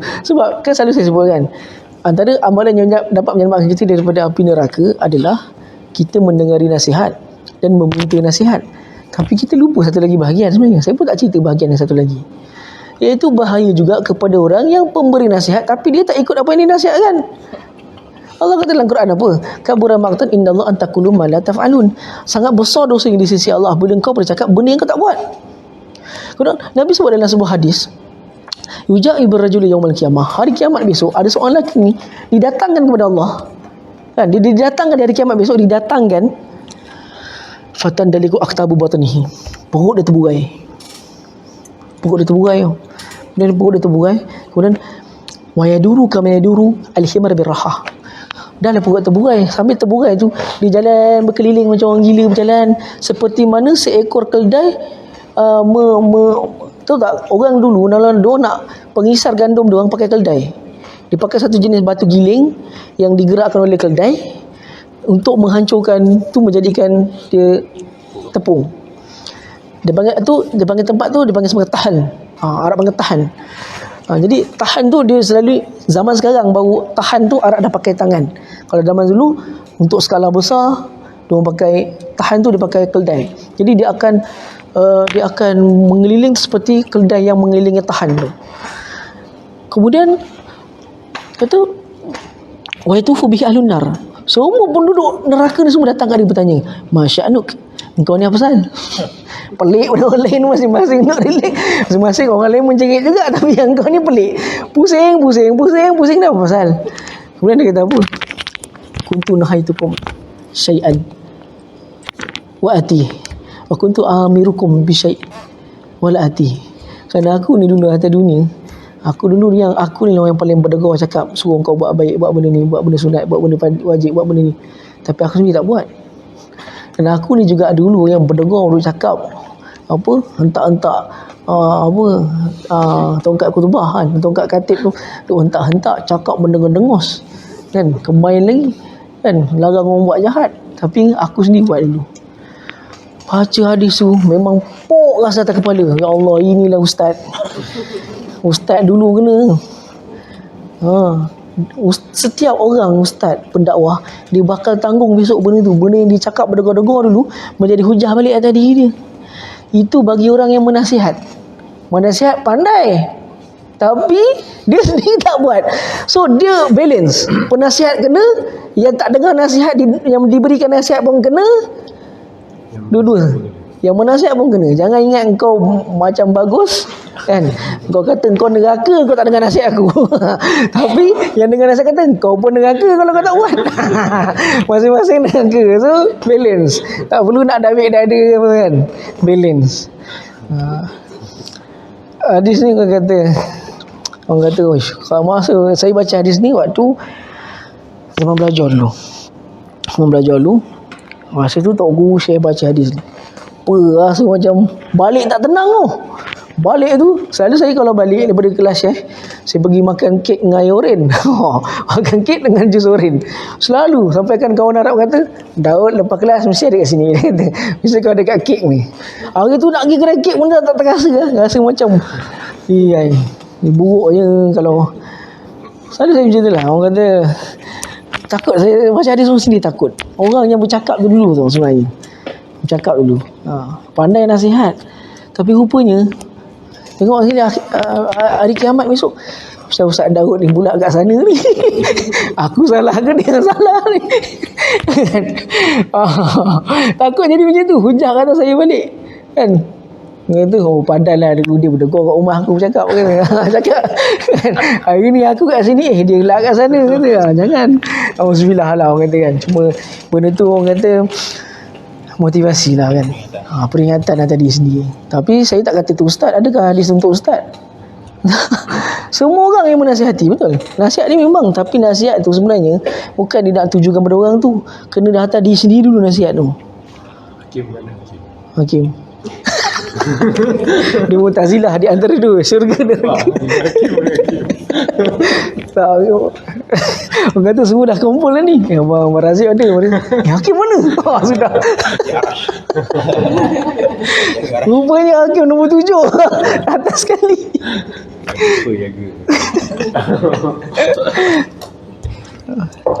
Dia kata apa? Jadi dia kata panca indera. So ayat ni seolah-olah dia nak cakap kepada kita, ayat ni yang powernya ayat ni. Tengok ayat 70 sebab apa? Liyunzira man kana hayyan. Peringatan bagi orang yang hidup. Orang yang hidup dengar. Peringatan bagi orang yang hidup untuk apa? Menjaga panca indera. Tapi macam saya sebut tadi lah, akhir zaman ni berapa ramai orang yang dapat jaga panca indera dia. Boleh tak saya kata hampir mustahil kita nak jaga panca indera kita, bang? Boleh tak orang kata? Orang bayangkan mata je. Mustahil kata saya. Paling mustahil pada pedang saya, paling mustahil sekali ni lidah. Masa kaya tak ada orang hari ni boleh selamat daripada fitnah lidah ni. Susah kata. Ustaz sendiri pun kan boleh terkena. Ustaz pun manusia juga kan. Kata, lidah kita, mata kita, pendengaran kita. Pendengaran selalu kita kata orang, kita selalu sebut pasal dosa mengumpat, kita sedap nak bercakap. Tapi bila orang mengumpat orang lain, sebenarnya kita sedap menambah hari kan. Sampai kan menambah yang sedap sebenarnya. Kata lah, kau tak tahu ke tambahan daripada cerita kau tu kita sedap menambah sebenarnya kan. Kita sebenarnya sedap menambah. Bila dah sedap menambah, tak ada orang nak tegur, makin melarut dah. Itu sebab kena ada orang tegur, jangan cerita. Saya pernah duduk satu orang masalah api lah, tapi baik, alhamdulillah, bagi saya dia akhlak soleh. Dia cerita pasal, masa tu kita tengah duduk dengan dia cerita pasal ada seorang ustaz ni terkenal kat Melaka, dia memang sufi. Dia suka bawa memang suka bawa habib-habib semua datang pondok dia. Saya belajar dengan orang pondok dulu, itu tak urus lagi dulu tu. Dia cerita masa tu, boleh orang cerita pasal nama tok guru saya tu, Syekh ustaz tu, dia boleh dia nak cakap pasal orang tu, dia berhenti. Dia kata Ustaz Zul tu orang baik, orang soleh. Saya tak sangka dia boleh sebut benda macam tu. Sedangkan dia tu memang orang tahu dia tok sufi Syekh tu, tapi dia sebut. Bila orang cerita pasal nama tu, dia terdengar orang sebut pasal nama orang tu, sebab kita orang yang duduk semua tahu ustaz tu siapa. Saya lagi tu sebab saya anak murid. Lepas dia cakap benda tu, saya kata, Ustaz, saya anak murid dia. Oi, minta anak murid ustaz ni, kata. Saya dulu belajar dengan dia. Dia kata sebelum tu dia sebut dah, bila orang cerita pasal dia sebut. Lama dia berhenti. Dia tu orang soleh, orang baik, kata. Itu betul. Saya terkesan dengan perbuatan dia tu. Padahal itu adalah buah pukul time tu nak sebut pasal buruk pasal dia. Betul tak? Sebab semua orang kenal. Time tu lah buah pukul sedap cerita pasal dia. Patutnya dia boleh sebut apa? Ini totok supi, tahi supinya orang ni, dia kata. Ini jenis itu memang nama dia tu jadi bola tanggung dah untuk orang memang sedap bantai. Tapi dia berhenti lama. Soleh, dia tu orang soleh, dia orang baik. Dia kata. Maksud saya terpesona dengan percakapan dia. Saya kata betul dia ni. Sebelum ada orang keluarkan perkataan bola tanggung tu, dia sebut benda tu dulu. Itu orang soleh, orang baik dia tu. Itu betul. Ada penasihat. Bagi saya, dia punya jalan dia kena ada penasihat. Bila kita dah mula cerita pasal buruk hal orang lain, Hakim tak nasihat aku. Dia selalu biarkan. Dia kata, dia punya style ni. Kat sini. Itulah tambah lagi. Kata yang tu ustaz tahu, yang ustaz tak tahu lagi. Kita sebenar itu kan. Ustaz tak tahu cerita sebenar. Yang ustaz sebab tu versi A, saya ada versi Z, saya ada. Dia kata. Itu kakang tu. Dia kau. Tak jadi sejarah. Tak jadi. Lepas tu cakap, ya Allah, sudah. Hakim mana Hakim? Okay, macam tu lah yang kita kata. Okay, dari sudut panca indera lah. Okay, terhadap apa yang telah mereka lakukan. Ayat ni betul lah. Terima kasih ya Allah. Allah, ayat ni.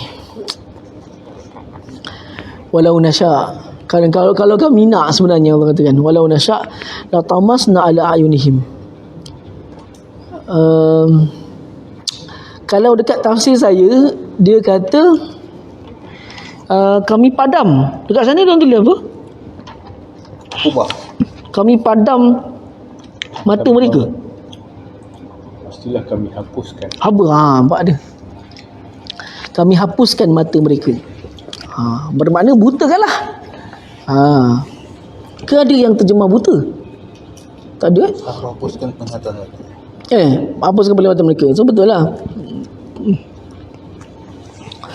Walau nasya', dia kata, kalau kami nak, macam saya dah sebut kan, bila Allah guna kami, siapa ingat? Bila Allah guna kami dalam Quran? Lepas dia perkataan perbuatan. Yes, terbaik. Bila Allah guna aku? Sifat. Apa sifat atau zat dia, betul. Ini betul penasihat. Boleh jawab. Dia tu punya sen. Ya, apa-apa lagi penasihat dulu. Abang dia banyak, dia selalu belajar. Apa? Kalau kami nak, kami hapuskan penglihatan mereka. La tamasna ala ayunihim. Fastabaqus sirata. Dia orang terjemah apa saya nak tahu kat situ. Fastabaqus sirata tu dia orang terjemah apa? Belum-belum. Okay, betul. Fastabaqu sirat tu dia terjemah apa? Jalan. Okey. Dia kata kat sini, kalau kami nak, kami boleh hapuskan penglihatan mereka. Dengan mana kami hapuskan penglihatan dan mata mereka, kami boleh buat. Tetapi kami tak buat benda tersebut. Kerana rahmat kami kepada mereka. Dan sepatutnya mereka hendaklah menerima nikmat yang telah kami berikan dengan mata tersebut, dan bukannya mengingkari nikmat tersebut. Iaitu, nak sebutnya, Allah kata, kan, nampak ayat selepas-lepas tu, kan, Semuanya Allah cerita berkait dengan panca indera, betul? Lepas Allah dah kata panca indera akan bercakap kerana dia boleh menjadi penyebab syurga dan neraka. Kan?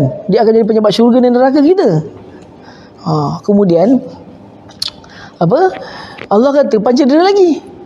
Kalau kami nak, mata engkau ni aku boleh butakan semua. Teraba-raba cari masing-masing apa? Kalau dah butakan mata bertempiaran masing-masing lari mestilah apa tak jumpa jalan, betul? Masing-masing bergegang-gegang apa semua tak jumpa jalan. Kami boleh nak buat. Allah kata. Kan? Itu sebab dalam surah Dukhan Allah ada kata wala nuziqannahum minal azabil adna dunal azabil akbari la'allahum yarji'un. Itu Allah kata wala nuziqannahum minal azabil adna. Kami ni akan rasakan siapa-siapalah, orang kafir ke kan, orang kafir ke orang kafir ke ataupun orang yang ingkar lah, kami pasti saja boleh memberikan mereka, kami pasti saja akan memberikan mereka lan yuziqanakum min azabil adna, dengan bala ataupun azab yang ringan-ringan. Kami akan berikan orang-orang kafir ke, orang yang ingkar dengan Allah ke, dengan azab yang ringan-ringan. Tapi azab ringan pun dah besar sebenarnya kan. Kami berikan mereka azab yang ringan-ringan la'allahum yarji'un, supaya mereka ada peluang untuk bertaubat dan pulang kepada kami dalam keadaan bertaubat. Allah kata banyak adalah ayat kita kalau baca Quran, Allah sebut macam kalau setakat aku nak turunkan segala bala tentera daripada atas langit boleh je kan, dalam surah Yasin kan. Tapi kami tak nak buat. Kalau kami nak butakan mata semua-semua ni, boleh je kami nak buat, tapi kami tak nak buat. Ataupun dalam surah tersebut Allah boleh je nak terbalikkan bumi Mekah sebagaimana Allah terbalikkan kaum yang terdahulu. Boleh tak dia nak buat, tapi dia tak buat kan.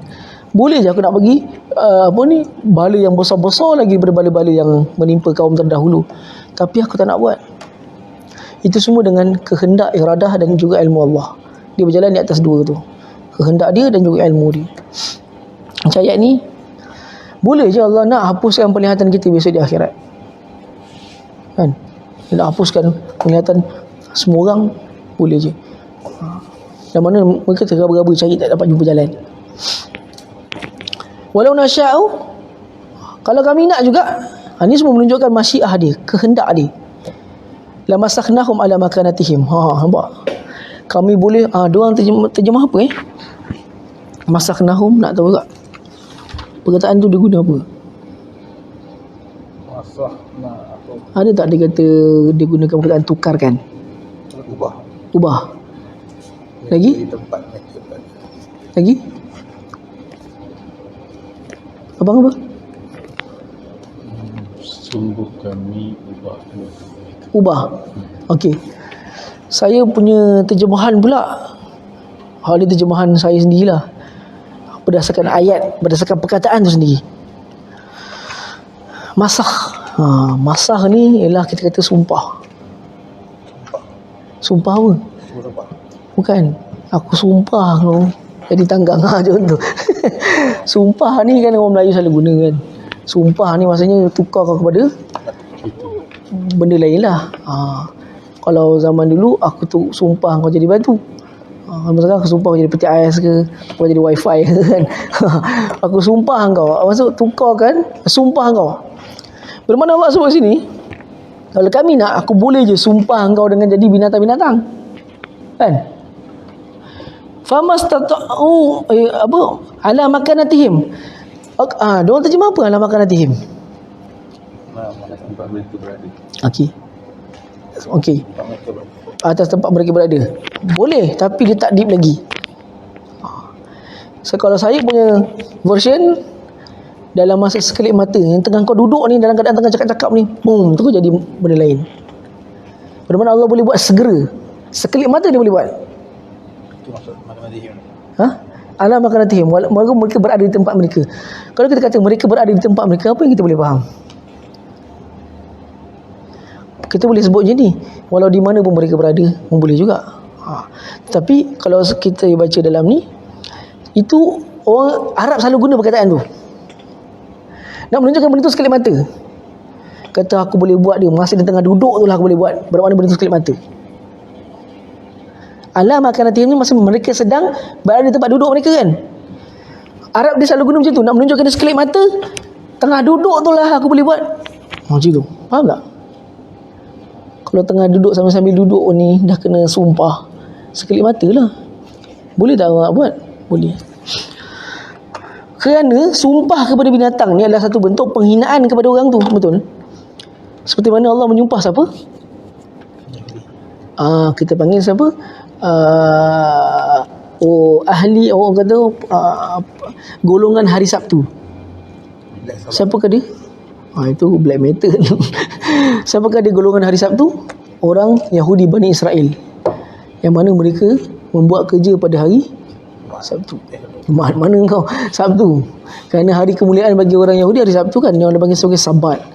Kalau dekat Israel yang jenis ortodoks Yahudi, yang jenis ortodoks, hari Sabtu diorang memang dikecualikan bekerja. Diorang memang tak kerja. Hari Sabtu diorang cuti. Sabtu tu diorang cuti, dan diorang tak akan menggunakan sebarang bahan api. Apa kerja ni bahan api tak boleh. Sampai kan diorang nak, kalau ditakdirkan hari Sabtu diorang kena kerja, diorang akan naik basikal. Diorang tak akan naik kereta atau naik motor. Kerana dia menunjuk dia ada unsur api. Dan sampai kan, sebab saya tengok ni dalam dokumentari Israel. Apa tajuk dia? Yesrael, apa macam tu dia punya tajuk lah. Dia punya dokumentari kehidupan orang Israel lah. Dia cerita pasal keadaan diorang pada hari Sabtu. Diorang semua tak payah kerja ni, dan diorang tak akan masak, kerana diorang akan masak hari Jumaat. Hari Sabtu diorang tak akan masak.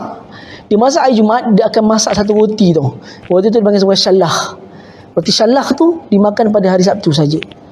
Tapi dia akan masak roti tu pada hari Jumaat. Dia tak akan masak pada hari Sabtu, sebab Sabtu tak boleh guna dapur pun, sebagai menghormati hari Sabtu tersebut. Itu adalah hari ibadah diorang.